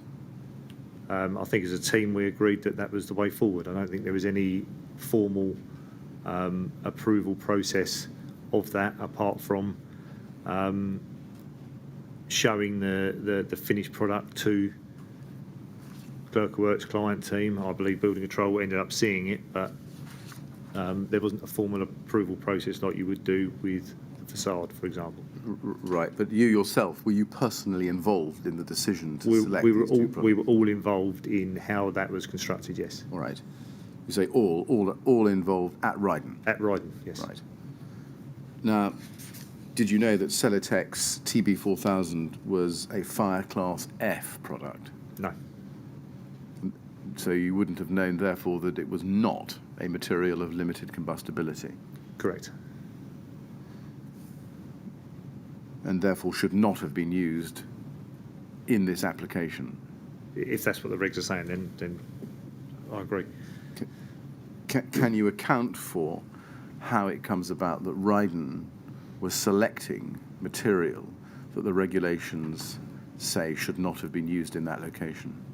I don't think we were cognizant that there were regulations relating to the window linings internally. And we were doing a process that we had always done in my previous experience with Ryden. You see, in this part of the works, you regarded this as not part of the building envelope. I think, as you said a moment ago, this was inside and not outside. Yes. And therefore, you didn't have a specialist subcontractor in relation to this part of the works, did you? No, I'm not sure there particularly is a specialist subcontractor when it comes to window trimming. And therefore, as the contractor, you would have no one to fall back on, and you yourselves were responsible, you, Ryden, were responsible for ensuring that whatever products or materials were used in these locations, they were compliant with the building regulations. Do you accept that? I accept that. And that they weren't? I don't know that, but if you're telling me they weren't, they weren't. And that you ought to have checked? We ought to have put that through Studio E, and it should have gone the approval route, yes. Did you ever actually ask Studio E, are these two products, Celotex TB4000 and Kingspan Thermopitch, suitable and for use in this location? I personally didn't, but... Do you know whether anybody else I did? don't know. Right. Now, Mr. Dixon goes on at paragraph 33 at the bottom of page 7 to say, these materials were selected by reason of the fact that SDPL had experience of using those products. The products were readily available from SDPL suppliers, and 3, they fulfilled the criteria for the works in providing an acceptable decorative finish to the window surrounds following the completion of the glassworks by Harley. Mr. Dixon appears to be saying that Ryden had no input into the specification of those materials, and it was left to Mark Dixon to choose and to source. It sounds as if, from the answers you were giving me a moment ago about Ryden's involvement, that that's not right.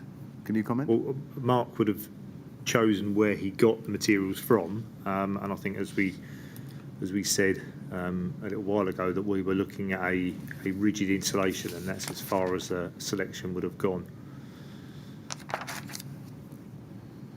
So Mark would have gone away and looked at his supply chain, or his supply chain, to find what rigid insulation would fit in that thickness that he needed to complete the works. I see. So is this right, that you, as you understood it, were relying on him simply to source the material rather than make a decision about what should be used?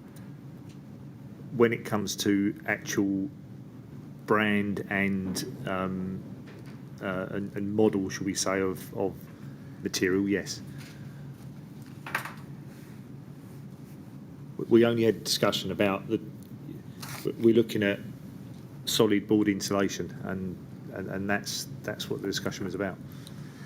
Moving on then, and away from Mr. Dixon's statement, can we then go back to the story? RYD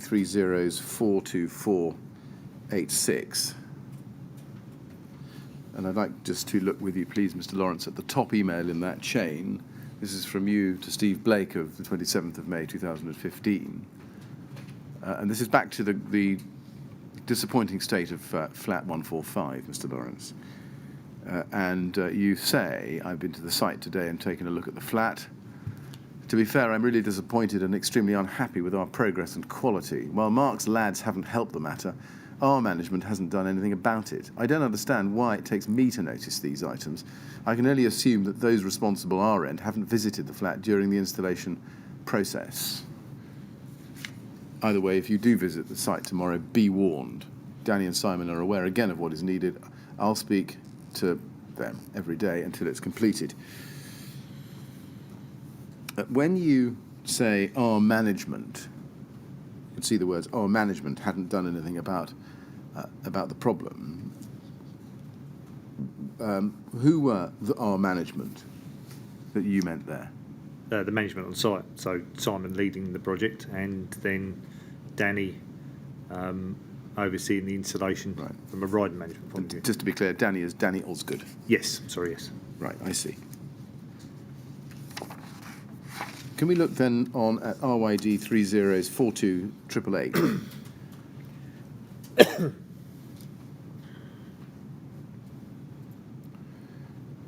This is an email from Mark Dixon to Zach Maynard and James Clifton. We know who Zach Maynard is. Can you tell us who James Clifton is? James Clifton is a quantity surveyor who I believe took over from Adam Marriott. So within Ryden? Yes. And he addresses the works of the window trims, and he says in the first paragraph, Zach, as it stands today, these works are going to be difficult, and this is not an element that we wanted to do and still don't, so are carrying it out because no one else wanted to. Did you read this email at the time? It's copied to you. I may have done. I don't recall it, but I may have done. Do you remember whether you did anything to address Mr. Dixon's concerns about the difficulty of the job? I don't recall doing anything, but I don't really recall this email. So And he goes on to say, what I can't do is lose money on it. I've already changed from my original team as the prices did not work for them, and I'm wrestling with keeping the team in place that I have, and I've had to increase their prices to keep them interested in wanting to stay. Did you appreciate at the time Mr. Dixon's concerns about keeping people involved and interested? it's not a carrying out the window trimming works is not a package of works that is particularly attractive to subcontractors. I think it's probably fair to say. Yes. Were Mr. Dixon's sentiments as expressed here not a cause for concern to you? I don't recall them, but no, I think that's probably the general negotiation and conversations on site. That's not unusual. No, it may not be unusual, but was it not a cause of concern? No, not particularly. Did you think It's about... only a cause of concern if he says he can't do the works and then we have no subcontractor to carry it out. Right. Then it's a cause of concern. But we trusted and knew Mark would do the best he can to carry out the works. Did you have a thought about changing contractors and getting somebody who was a bit more interested in the job?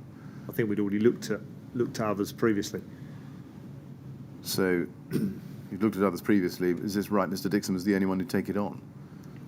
Probably at that stage was the most Right. keen at that stage. He goes on to say, in the second part of that long paragraph, 2 lines up from the bottom of it, these works have started much later than you planned, meaning I am being asked to increase the programme to 2 teams at some point, which again gives me a lot of pressure I don't need at this point.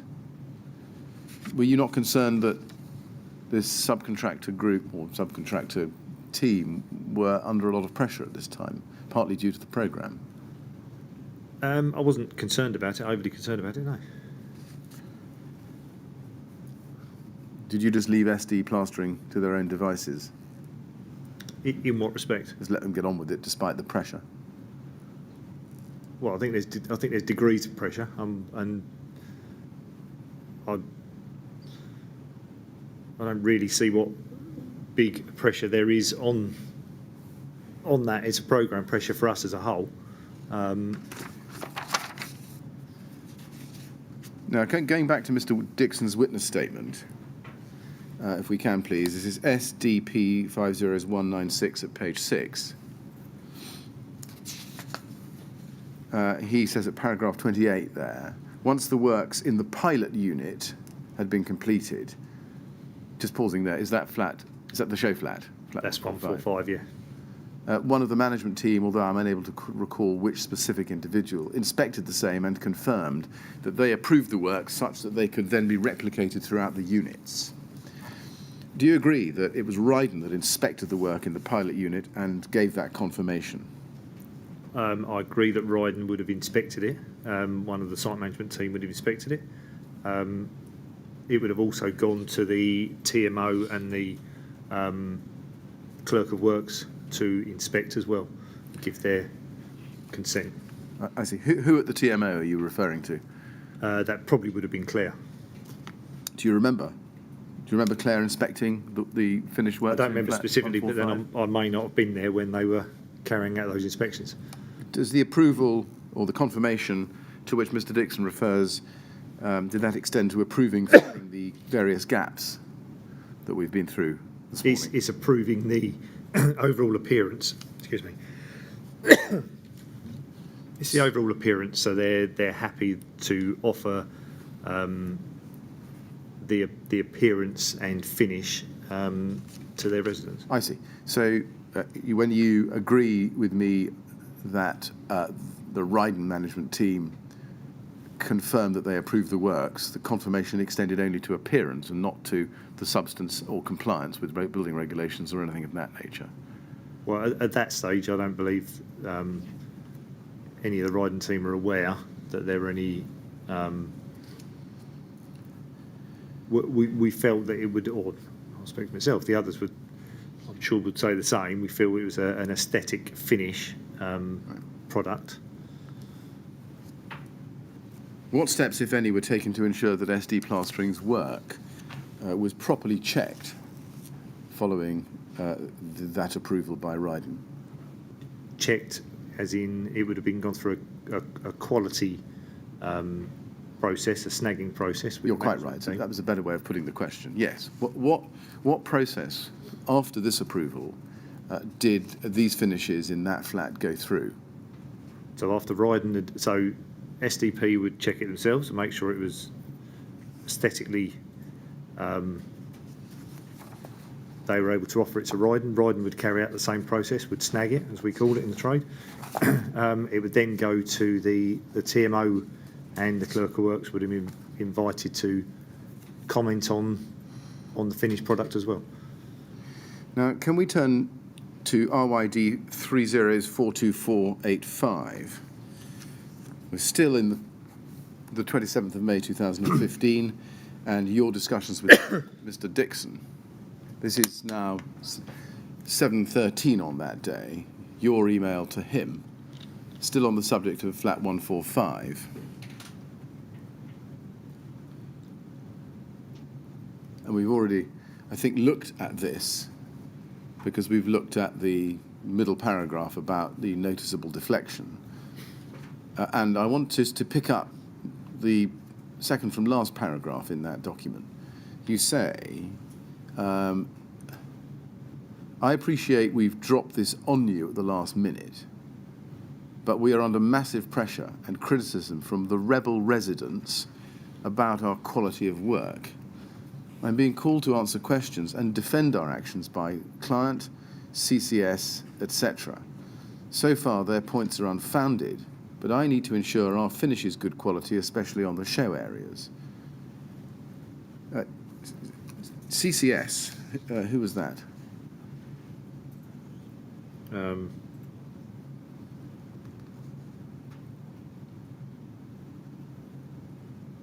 don't know. Don't know. No? No, I don't know. Sorry, I don't. Right. You refer in the second line there to pressure and criticism from the rebel residents. Who were the rebel residents, Mr. Lawrence? At the time, there was a vocal group of residents that either didn't want the work to proceed or wanted it to proceed in a different way, and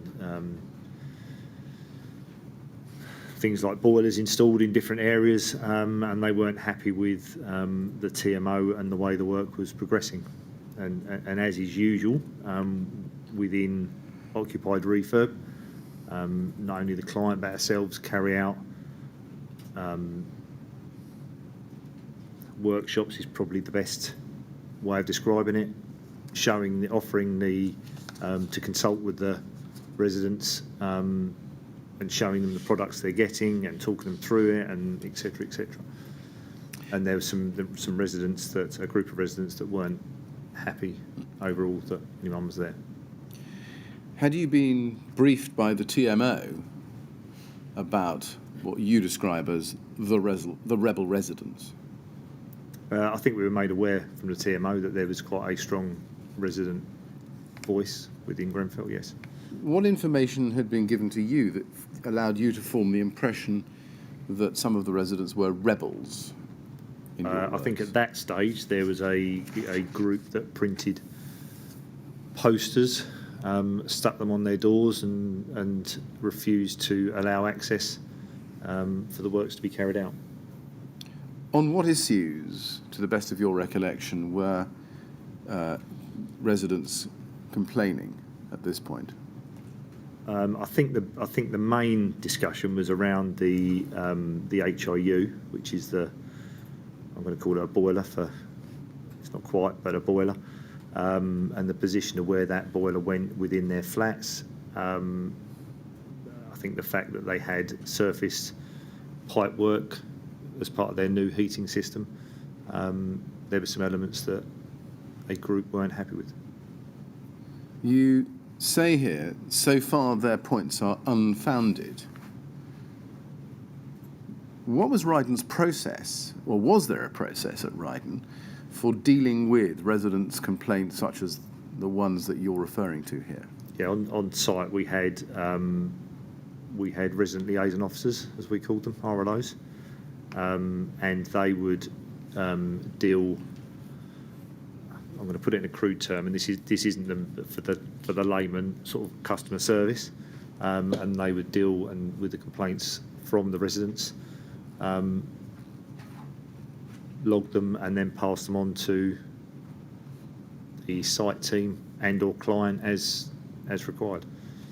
At this time, May 2015, who was the RLO or RLOs on site in relation to this project? I think in May it would have been Linda Prentice was permanently based on site, and I think Christina was her manager at the time, and I'm not sure if she was based on site or whether she was probably visiting. Did you personally have contact with Linda Prentice or Christina in relation to complaints? We would know. Yes, we would know about the complaints. Yeah. Did you have personal contact with Linda Prentice and with Christina? They were on site, so yes, I would see them on site, and if I needed to deal with something, then right. They would call or email. The first port of call would be dealt with at a site level. So Simon O'Connor and the team, and generally I only got involved when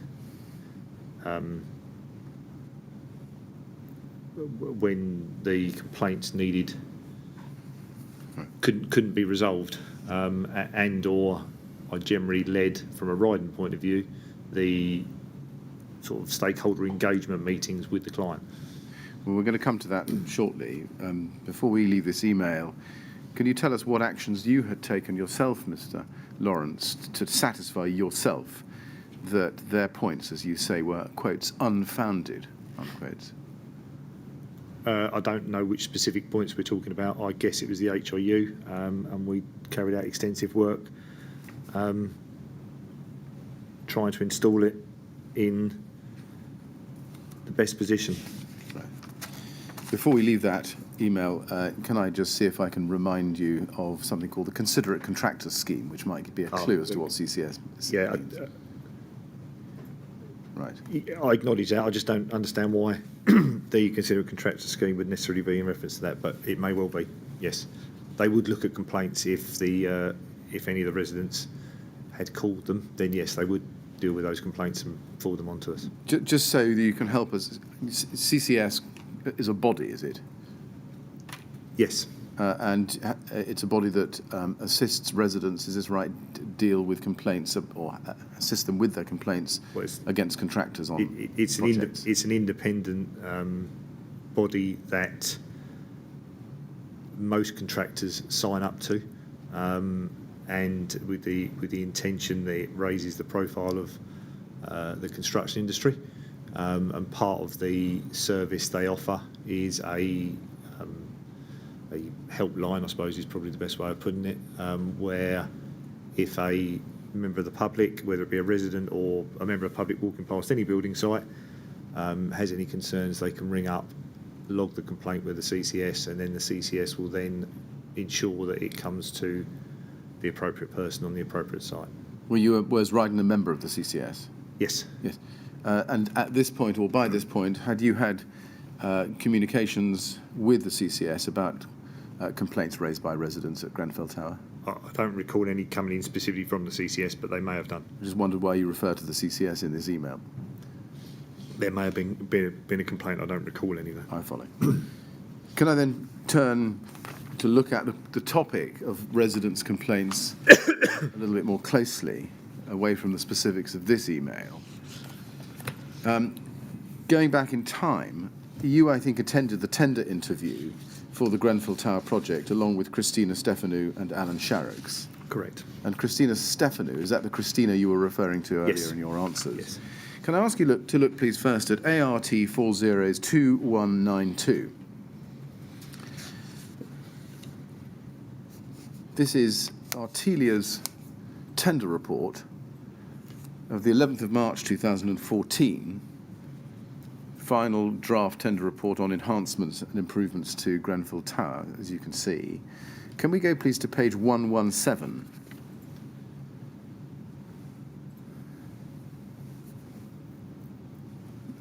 This is part of the report dealing with the interview, the tenderer's interview, and interview questions. And there's a scenario which is identified or explained there.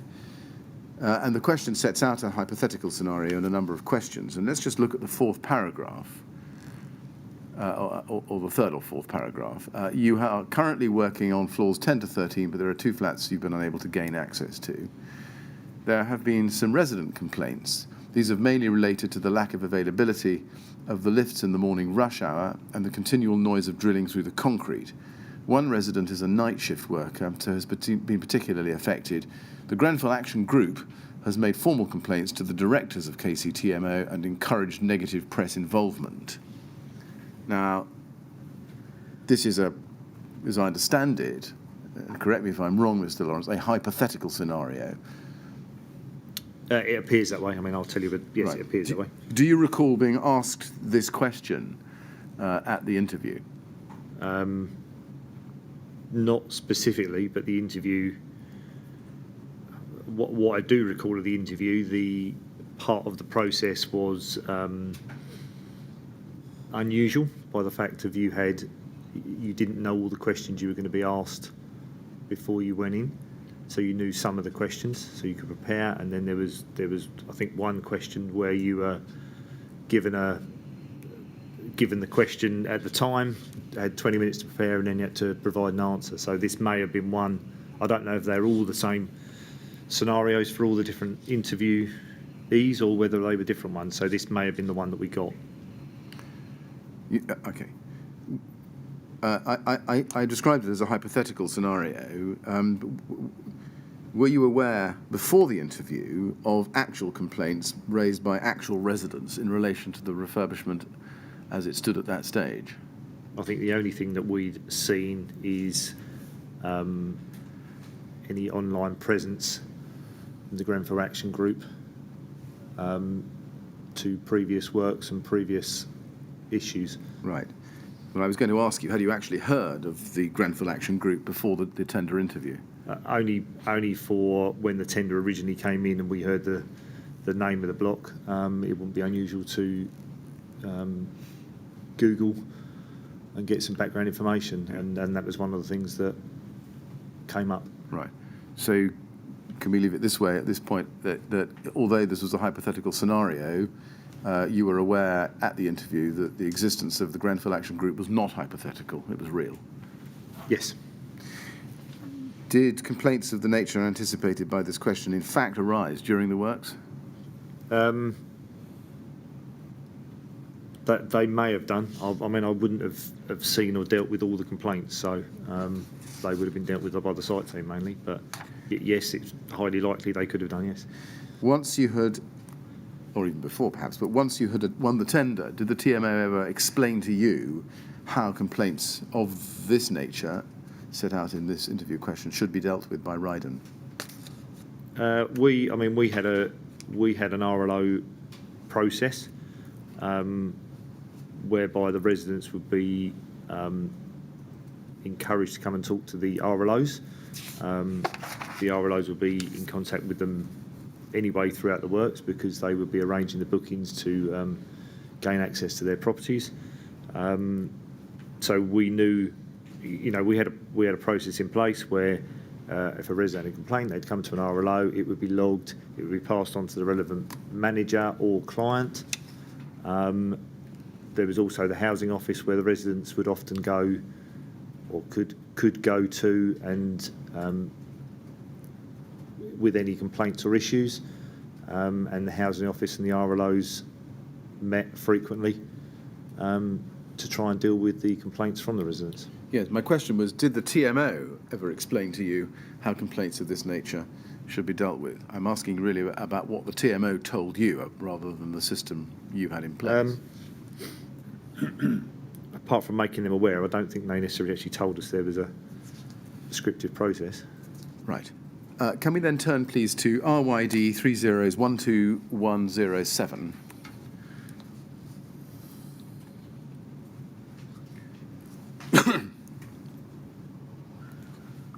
This is an email from Claire Williams of the 14th of July 2014, so 3 or 4 months or so after you had won the tender.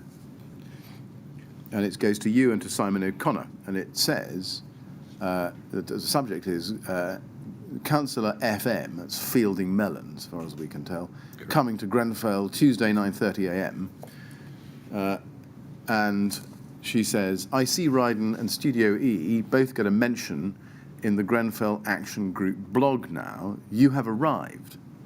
Exclamation mark. What had Miss Williams told you about the Grenfell Action Group and the residents associated with it? I don't recall specific elements at that time that I don't really recall. I just remember there being made aware that there were several vocal residents, one of which could be extremely vocal and was quite well known by the TMO. Can you give us a name? I'm not sure that's appropriate, really, is it? Well, I'm asking you. If I'm asking you, I assume could, that it's an appropriate question and an appropriate sorry, answer. Can you yes, please give me a name? Yes, I could give you a name. Who is that? Eddie DeFarn. Right. What had Miss Williams told you about the Grenfell Action Group? Just what I'd said, that they had a strong voice, and they were, that they had a strong voice, really. What did you glean from her, whether from this email or discussions with her, about the attitude that she had to the Grenfell Action Group? I think they caused. Sorry, that's probably not the right word. I think they. I just think they were very vocal. We were made aware that they were very vocal in their thoughts about the TMO and any work relating in and around Grenfell. Can I ask you then to look at a document, TMO 008401117?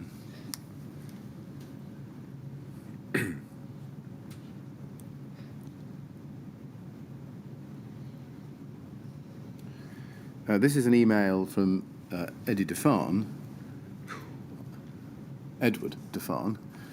dated the 22nd of September 2014 to Claire Williams. Now, you are not copied in on this document, Mr. Lawrence, but I just want to ask you one or two questions about what Mr. DeFarn says in it. It's a long document, and it starts, by way of a context, I'm writing to you after hearing from other residents in Grenfell Tower that the TMO intend to smash down the door of any tenant or leaseholder that fails to cooperate with the installation of new heating system and windows. And then, can I pick it up about 2/3 of the way down the page, where he says, now we hear. Can you see that? Now we hear that residents will.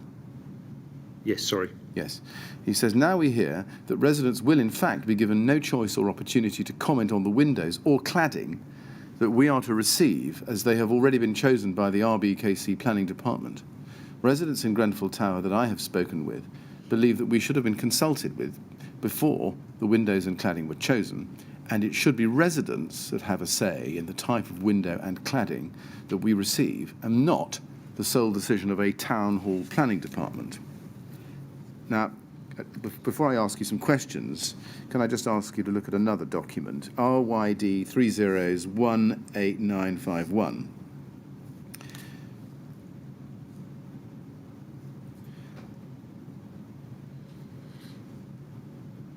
Now, this is an email from Claire Williams on the 29th of September 2014 to you, Mr. Lawrence, copied to Simon O'Connor. The subject is Grenfell Design Information and Choices. And she says, I'm aware that you are having design meetings, design team meetings, or design meetings, she calls them, and there are a couple of things I need to be up to date on. One, window design, and then she says, brackets, subject to Mr. Defan's latest inquiry. And then, two, the responsibility of design advisor. What had Miss Williams told you about Mr. Defan's inquiry at this stage? I don't recall. Do you remember whether she forwarded Mr. Defan's email of the 14th of July 2014 that we've just looked at to you? I don't know. There was numerous and regular comments made from Mr. Defan, so it could have been one of many made to the TMO. Do you remember any consultation with residents on the final cladding or window designs? I don't recall the timings of which we did as standard carry out a sort of stakeholder engagement, a resident engagement meetings, which is what Flat 145 was about as well, to show what they were and to talk them through what they were going to do. We'd have open days. We'd go and meet with the residents as well as a group. The TMO, I believed, with Studio E had done stakeholder meetings initially to get the project to where it, to where it got to in the first place. So there was numerous, but I couldn't tell you dates and times and when and etc. All right, let's look at ART 403716, please. And I'd like you to go to within that email run to page 4.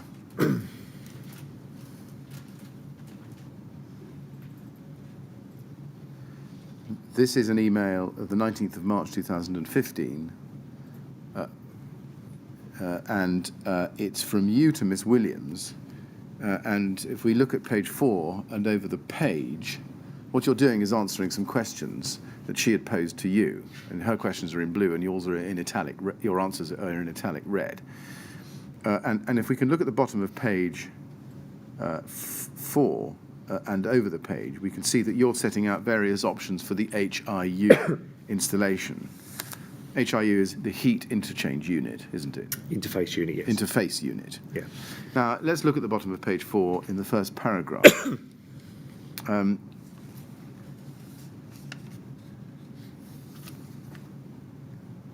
You say there, in the second line, once Ryden were contracted to carry out the works, the design team and the KCTMA revisited the HIU position to ensure that it was the best solution from a residence and technical point of view. There are pros and cons for each solution, but the team as a whole felt, and then flip the page, that installing the HIU in the hallway, which meant the loss of some wall space, was the better solution all round. Please see below a list of pros and cons discussed for each option. And then you run through those. And then at the very bottom, you say, I've not mentioned the need to fix through asbestos ceiling for the pipework boxing if the HIU is in the kitchen cupboard. I assume you don't need to be questioned on this by Mr. Defan. Would it have been necessary to undertake asbestos removal if the HIUs were placed in the kitchens? By that, it appears so. I don't specifically remember that, but yes, it appears so. And presumably, is this right that the TMO wished to avoid the cost of those works? No, I don't believe that was the driving factor in any of this. I think it was probably what I've set out above. When you say in the last sentence, I assume you don't need to be questioned by Mr. Defan, what did you mean? By the fact of the moment asbestos is mentioned to anybody in a wider audience, whether it's safe to be left in place or not would just be another subject for Mr. Defan to be able to complain to the TMO. Well, if his complaint was justified, what was wrong with that? Well, that's between the TMO and Mr. Defan. What was the... It's not for me. That's between the TMO and Mr. Defan. Well, were you seeking to protect Miss Williams from being questioned by Mr. Defan in relation to this topic? I was suggesting it might not be a bullet point for her to mention, but that's entirely up to the TMOs to how they deal and what they wish to mention to Mr. Defan and the rest of the residents. Indeed, but to the objective reader, it looks as if you are trying to assist Miss Williams in protecting her from being questioned on this topic by Mr. Defan. Well, yes, I'm sure I am. Yeah. Did you ever communicate yourself to the residents that the presence of asbestos in kitchens impacted on HRU installation or their cost? I don't remember. Do you know why that is? If that didn't happen? Because that wasn't the driving factor as to why the HRUs weren't in the kitchens. There were far more driving factors than that. And removing asbestos board, if that was the case, and again, without looking at all the reports, I don't know, is relatively minor compared to all the other technical hurdles and disruption that would cause the residents by installing the HRUs in their kitchens. Can we turn to another document on the same topic, or same theme, I should say, TMO 1309847. This is an email from a David Collins, dated the 26th of August 2015, to Peter Madison of the TMO, and it's copied to people at RBKC, including Judith Blakeman and Janet Edwards. But I don't think you are copied in on this. I just want to show you something in the second paragraph. He says, I did manage to get to the 18th, brackets 21st, communal hallway floor cleaned yesterday afternoon, but my door is still a mess, as is my neighbour's. I received no response to the voicemail I left on Monday at 5 p.m, so I rang Linda, the Ryden RLO, again yesterday morning at 10:19. I asked if she and a manager would come up and see me. Simon Lawrence and Linda arrived quickly, saw the mess and left, although Simon suggested there would always be some mess with the works. He said they would get it cleaned. Simon returned within 5 minutes. At that point, he suggested it was one of my friends' fault that a flat was a mess, and the workmen said they didn't leave things the way I suggested. Well, quite how the mess got there and was still there, I do not know, if the workmen did not do it. When I, incredulous, said something along the lines of course it was left there, Simon replied to say, why should I believe anything you say anyway? If I didn't have the photographs I emailed you, which were date and time-stamped, I actually think Simon would have argued with me that his men didn't do it. During our conversation, he implied that I could just be making this up for my own agenda because I have an axe to grind. Clearly, Simon does not appreciate this is not a fun pastime for me. I really do not want to be spending my time in these kinds of conversations. Simon left at that point, as soon as I showed him the photographs, time-stamped from the previous evening.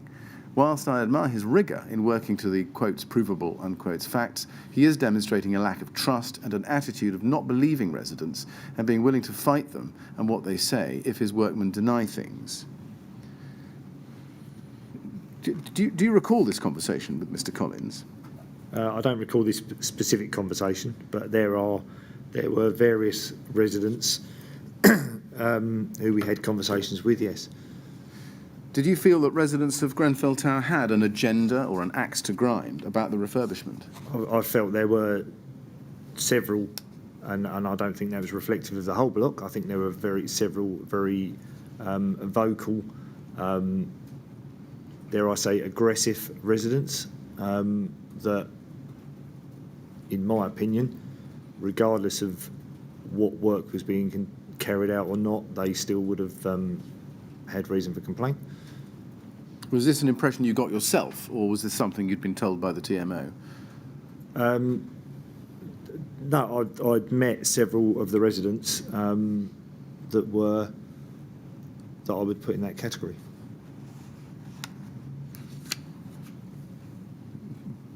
Did you ever discuss with the residents their view about the refurbishment generally, or the presence on site and the workmanship and attitude of your men on site?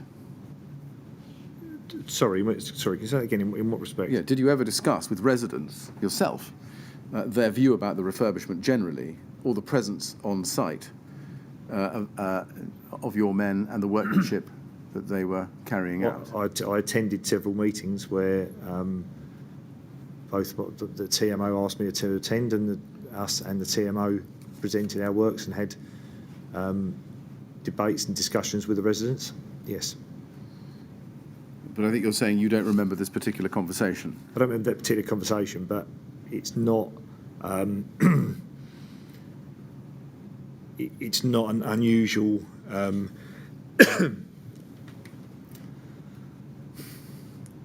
It's not unusual when you're carrying out works to a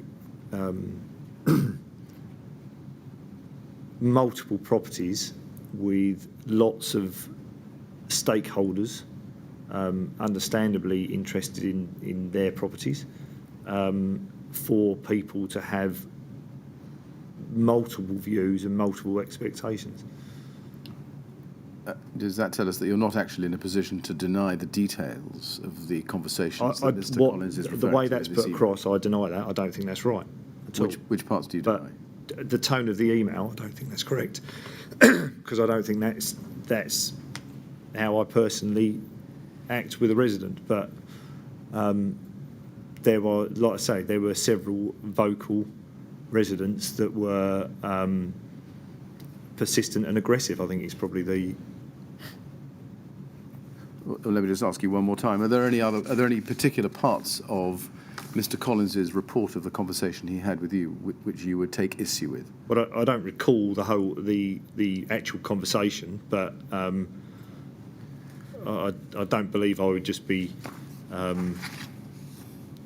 saying to someone it's not our fault, it's somebody else's, and inferring that I'm, not interested, etc., etc. I don't agree with that. Right. I wouldn't expect any of my team to be doing the same either. So it wouldn't just be me dealing with the any complaints.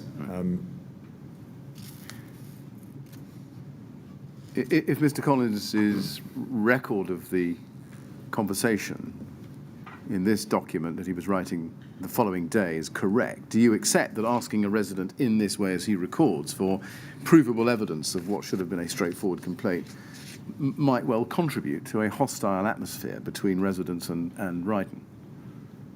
Yes, but I wouldn't expect myself or anybody else to be dealing with a resident in that tone. Then he goes on at the end of that chunk of text. What is worrying, you see this before the end, is how the contracts manager for Ryden treated me. As far as I can work out, either I received this treatment because I've challenged Ryden to honour their promises of 2014, engage more with residents, investigate reports of harassment, keep work areas clean, do the right thing, etc., or this is common treatment which other residents in Grenfell Tower receive. Either of these two conjectures is equally disturbing. Do you accept that Mr. Collins was treated badly because he challenged you? No, I don't accept that I treated anybody badly. Do you consider at the time that there was a general problem with how residents, how Ryden interacted with residents? No, I think there was a strong, vocal residents, small, should I say, residents group. It was the minority, not the majority, that were, like I say, vocal and aggressive towards the TMO and in turn us. Whether they were vocal and aggressive or not, are you satisfied in your mind that you took their complaints as seriously as possible and actually made the effort to address them? Yes, but by addressing them doesn't mean to say that we do exactly what they are requesting. Can I ask you to look at a document? This is RYD 30/49916.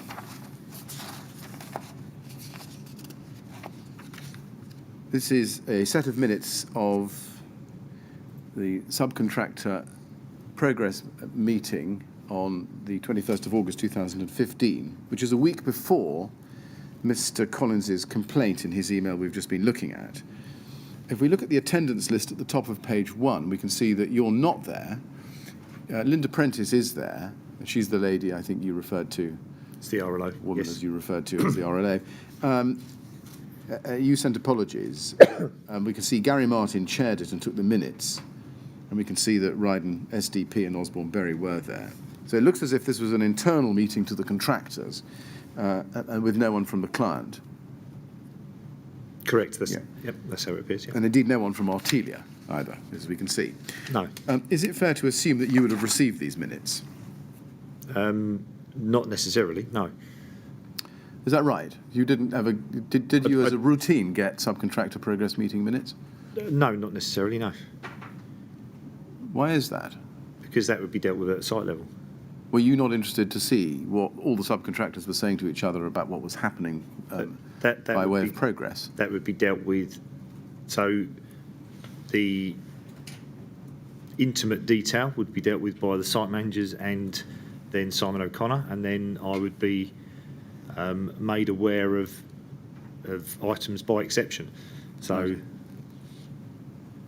You see, it says apologies, Simon Lawrence. That would rather indicate that if you could be there, you would be in the normal course. Is that right? I wouldn't be at every subcontractor progress meeting. No, that would be to be held by the site manager.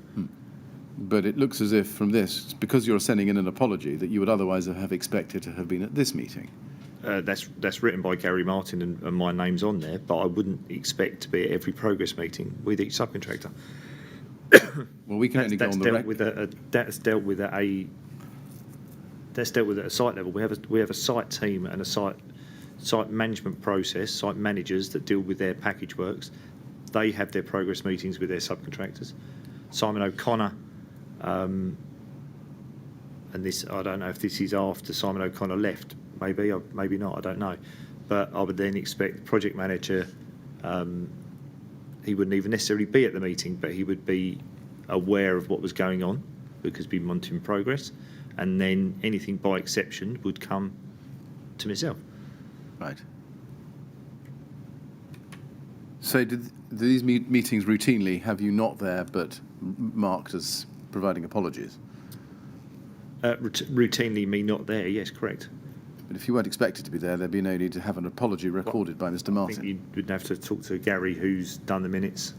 Okay, let's see how we get on with the substance of this. If you go to page 2 and look at entry paragraph 502, it says, now we are getting towards the end of the programme. We will need to make more and more appointments with tenants. We need to increase our levels of courtesy to allow this to happen smoothly. Whether you saw this minute or not, Mr. Lawrence, do you agree that Ryden needed to be more courteous in its relations with the residents at that time? No, I thought we were always courteous with the residents. Why do you think Mr. Martin recorded the need to increase our levels of courtesy to allow this and name the appointments Can't to answer happen? that. Yeah, I think you have to ask Mr. Martin. So is this right? You weren't aware that courtesy needed to be improved on site? No, because I thought we were always courteous with the residents. Did Mr. Martin ever not come to you and say, we've got a problem, our workmen are being rude, we need to be nicer to the residents? No. Right. Any workman that we found to be inappropriate or rude would be asked to, would be removed from site, would be asked not to attend site. All right. They're our front line. They're a front line of our reputation and our works, aren't they? So they're all representing Ryden. Can you explain why then the levels of courtesy needed to be increased? No, because I wasn't at the meeting. I think you need to ask Mr. Martin. Right. Who was Mr. Martin answerable to? Who was his line manager at this time? I don't know if Simon O'Connor had left by then or was still there, but if Simon O'Connor was there, it would have been Simon O'Connor. If he'd have left, then it would have been myself. Yes. And I'm going to suggest to you that if there was a need to increase levels of courtesy, that would be something that would have to be escalated to you, and you'd know about. If there was a problem, then yes. But there clearly was a problem looking at this document, wasn't there? It was clearly minuted, but I wasn't aware of it, if there was a problem.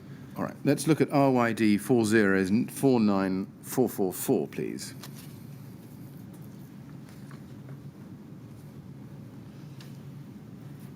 This is an email from Claire Williams to you of the 17th of August 2008. 2015, copy to Linda Prentice and Christina Stefanu. And she says, Simon, I've just had a complaint from Mr. Defan that the flat door of flat 136, I think she means front door, flat 136 was left open all over the weekend. He also said the perco was broken and the door would not pull to shut. Can you please comment?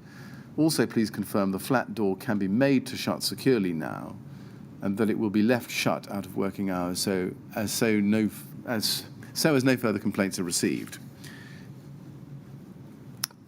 Do you recall that complaint? No. You don't.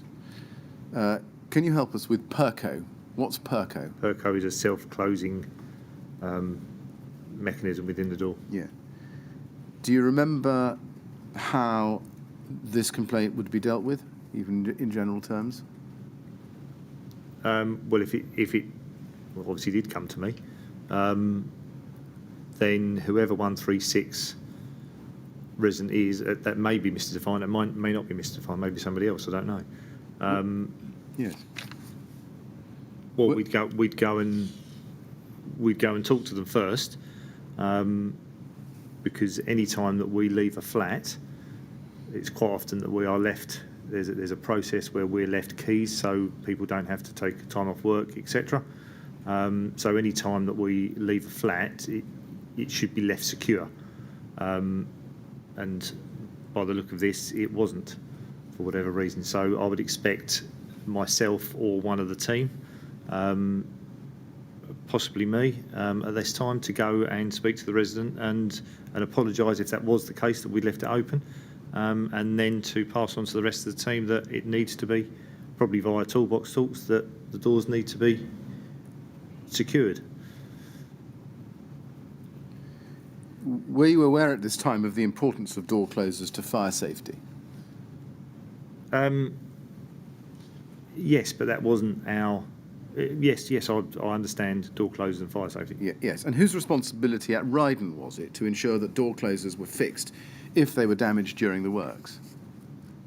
If they were noticed, then they would be reported to the TMO, because the front doors weren't part of our works. You say if they were noticed. It sounds as if that might be haphazard. Did anybody on site actually monitor that issue? No, because that's a maintenance issue for the TMO. We wouldn't go around inspecting every flat for every item and building fabric that we're not dealing with. So, no. But if the perco was broken and we recognised it, then we would suggest that I would suggest that the resident contacted the TMO as part of their maintenance, and I suggest that we should be passing it on as well. Yes. Just to clarify one thing, Mr. Defan's flat was flat 134, and Right. 136 was one of his neighbours. Okay. Yeah. Do you recall, or can you help as to whether this damage was reported by Ryden at this time to the TMO, or was Mr. Defan's complaint the first time it was raised? I don't know. Do you know what steps Ryden took after you received Miss Williams' email to sort out the door closer? I mean, I don't recall this specifically, so no. Like I say, I would expect myself or one of the team to go and see the resident. But yeah, I don't recall this at all, so don't know. Can I ask you to look, please, at MET 3039807?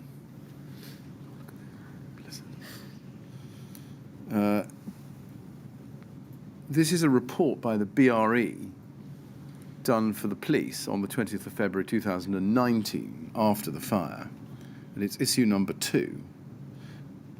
And I'd like you to go to page 78, please, in that document. And here we see a list, and I should just be clear, part of a list of flats in the tower after the fire, which was reporting on the doors. It's a door report, if you like. And reading across, it's got the floor number, the flat number, the question as to whether the door was there or not in situ.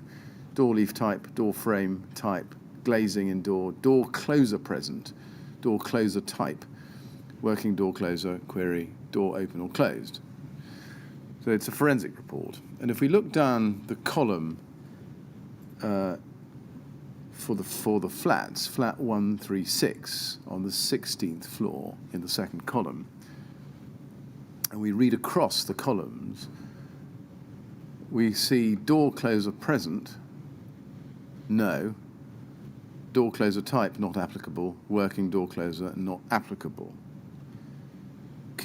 Can you account for there being no door closer present in flat 136 at the time of the fire or No. after the fire? It wasn't part of our works. I left in 2015.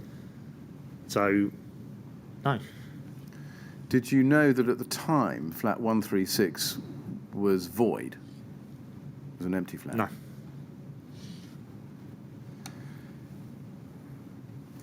Now, I may come back to that question in due course, but let me just continue a little bit, if I may, on the subject of resident engagement.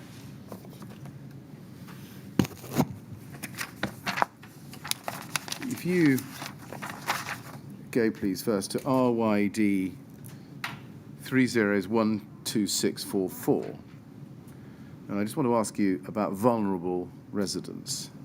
This is an email from you to Claire Williams and Sean Rumble. And let me just wait till it comes up. It's RYD 12644.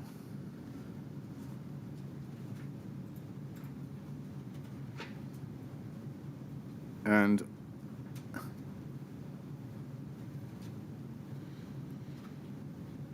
right, I don't think that's on the system, strangely.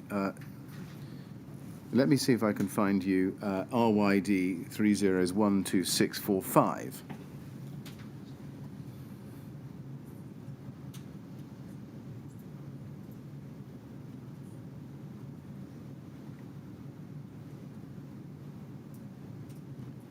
No, we don't have those either. Let me see if we can do this by recollection, and we'll see if we can find the documents over the lunch break. But do you remember that in July 2014 you asked Claire Williams and Siobhan Rumble for a copy of their vulnerable DNVA residents list? I don't recall it, but... Right. Okay. Okay, well, we maybe to do that on the documents. Do you remember getting a list of individuals in the Lancaster West Estate, in the Lancaster West Estate that you'd asked for? I don't recall it, but it would be standard information to pass on to the our team and the RLO, so we knew how to deal with vulnerable residents. Right. Can I ask you to look at a document, RYD 3024466?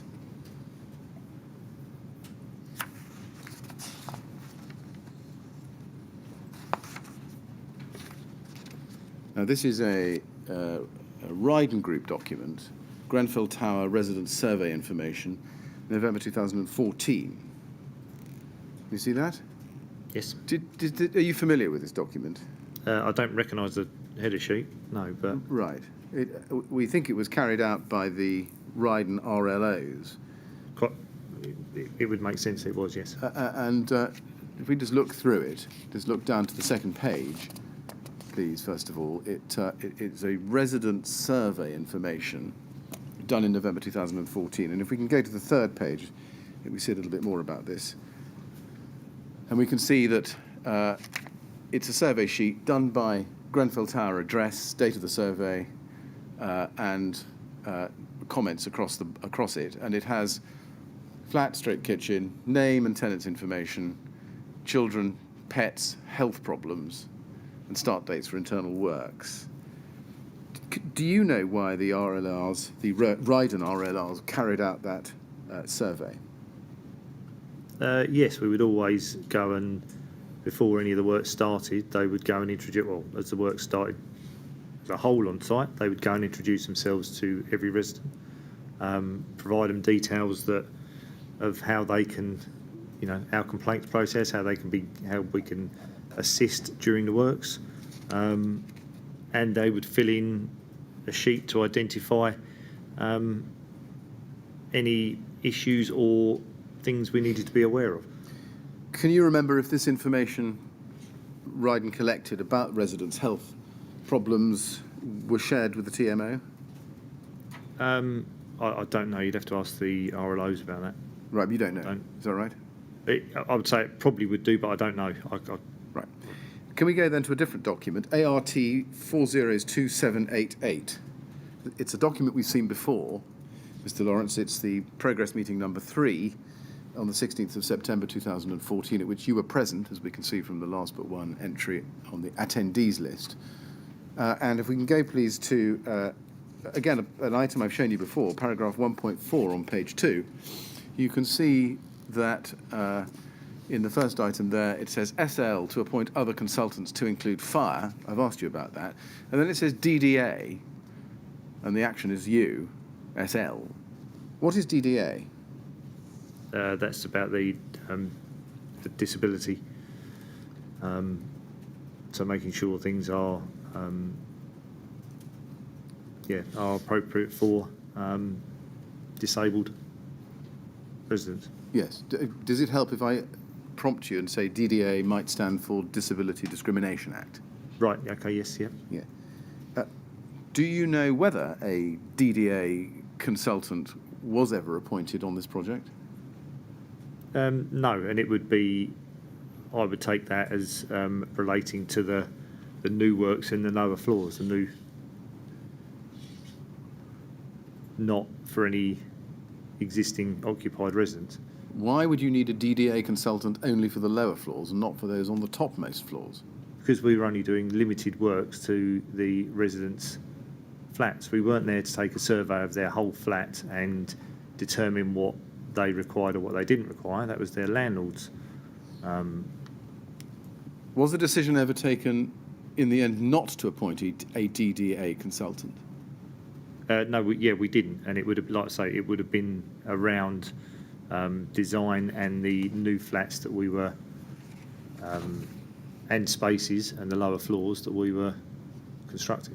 Do you know why a decision was taken not to appoint a DDA consultant? No, I don't, but it's not a necessarily a usual consultant that I've used on projects with Ryden before. Whose idea was it that you should appoint other consultants, including a DDA consultant, as recorded in this minute? I don't know.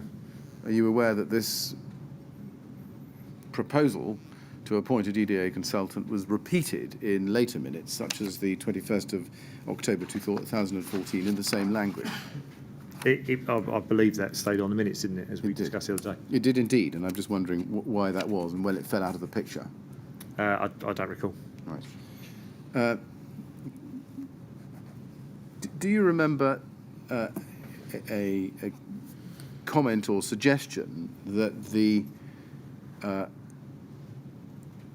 Ryden newsletter came out in a language that wasn't only English? I personally don't, but that would be dealt with by our RLOs generally. Right. Do you recall any complaints being raised that the newsletter was only available in English and not in any other language? Not. I don't recall any. No. Did anybody ever put on your desk the need to consider whether putting your newsletter out in a different, in more than one language, was something you should be considering? Well, we would do that if that was if the request had come in. We would have, and we had language line, and I think it was language line and other means to communicate in different languages. Can I ask you then to look at RYD 30111523, and this is on a slightly different topic, which is complaints process and complaints prior to October 2015. RYD 30111523.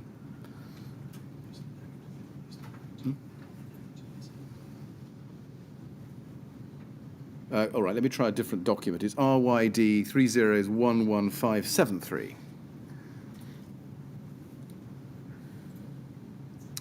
This is an email chain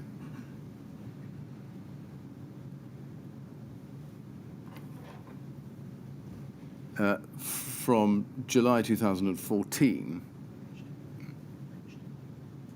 And if we can look, please, first of all, at page 2 of that, you can see that it starts on the 8th of July 2014 with an email from Claire Williams to Simon O'Connor.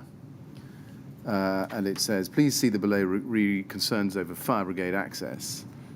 I know that they are due to meet you this week, and I would like to be able to reassure residents with their specific information. I know they postponed their visit from last week, but said they would be with you before this Wednesday. Do you have a date fixed? The FB chat below notes you've contacted them, so he knows we are on the case. So this is all about access and the ability to reassure residents. Do you remember this at all, this discussion? I don't remember the discussion, but I remember I don't remember this chain of emails, but I remember fire brigade access being looked at, yes. Right. Do you remember any discussions about a complaint from Mr. Defan about changes to access to the tower during the refurbishment? There was numerous correspondence with Mr. Defan, so unless you can highlight something specific, Well, I can do that when I come back, I think, after 1 o'clock with a different document. But can I ask you, can look please at MET 41044.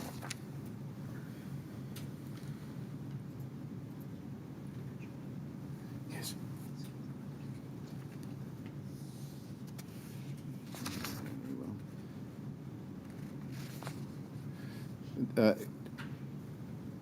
Which may also, I hope it's on the system. It's not. Right, we'll have to come back to that one as well. Can I ask you then to look at a document, MET 000045762, which is a Grenfell Tower issues matrix, dated August 2015. Now, do you remember this document? not particularly, but it looks like one that looks like it's a complaint sort of log done by the RLOs. So yes. Did you know that originally Grenfell Compact? Well, can I ask you, have you heard or had you heard of an organisation called Grenfell Compact? no. No.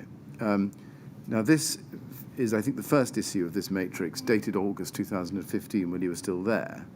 Do you remember seeing this? No, not specifically. You don't. Now let's look at or item number 16, or issue number 16 on this list on page 2.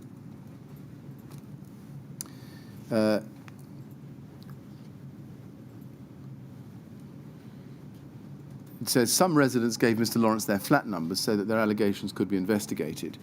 Mr. Lawrence has not yet replied with the results of his investigation.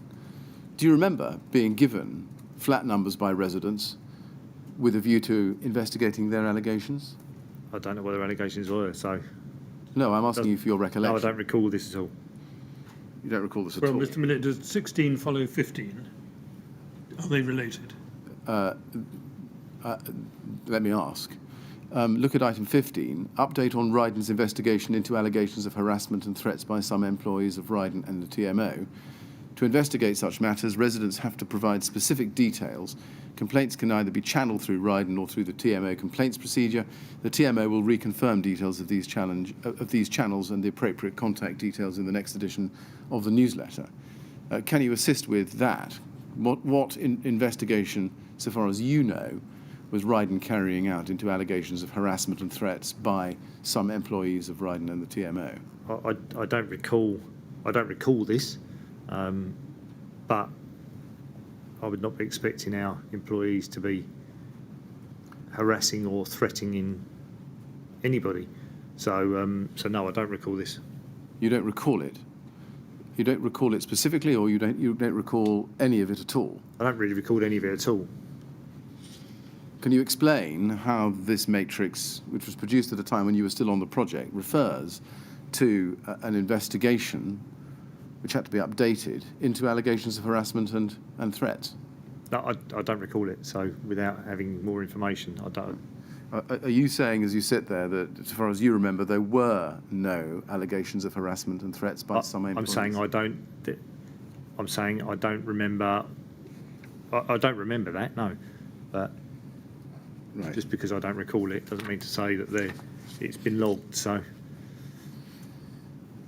Mr. Chairman, we're a few minutes earlier than 1 o'clock, which is when we would normally rise. I just want to make sure I can pick up the references to the documents I would like to show Mr. Lawrence after Yes. lunch, and I'm sure I can do that over the lunch break, and then continue with the questions I have for him.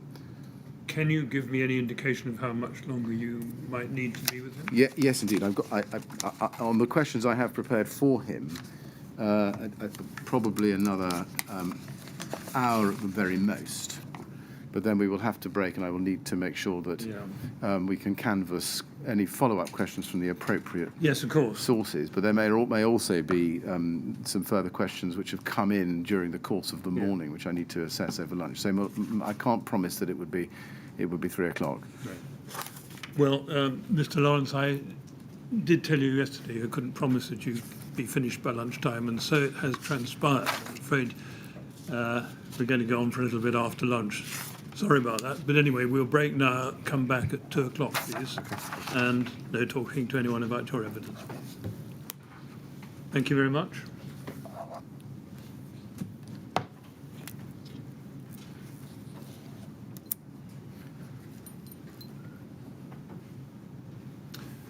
Right, thank you. 2 o'clock, please. Thank you.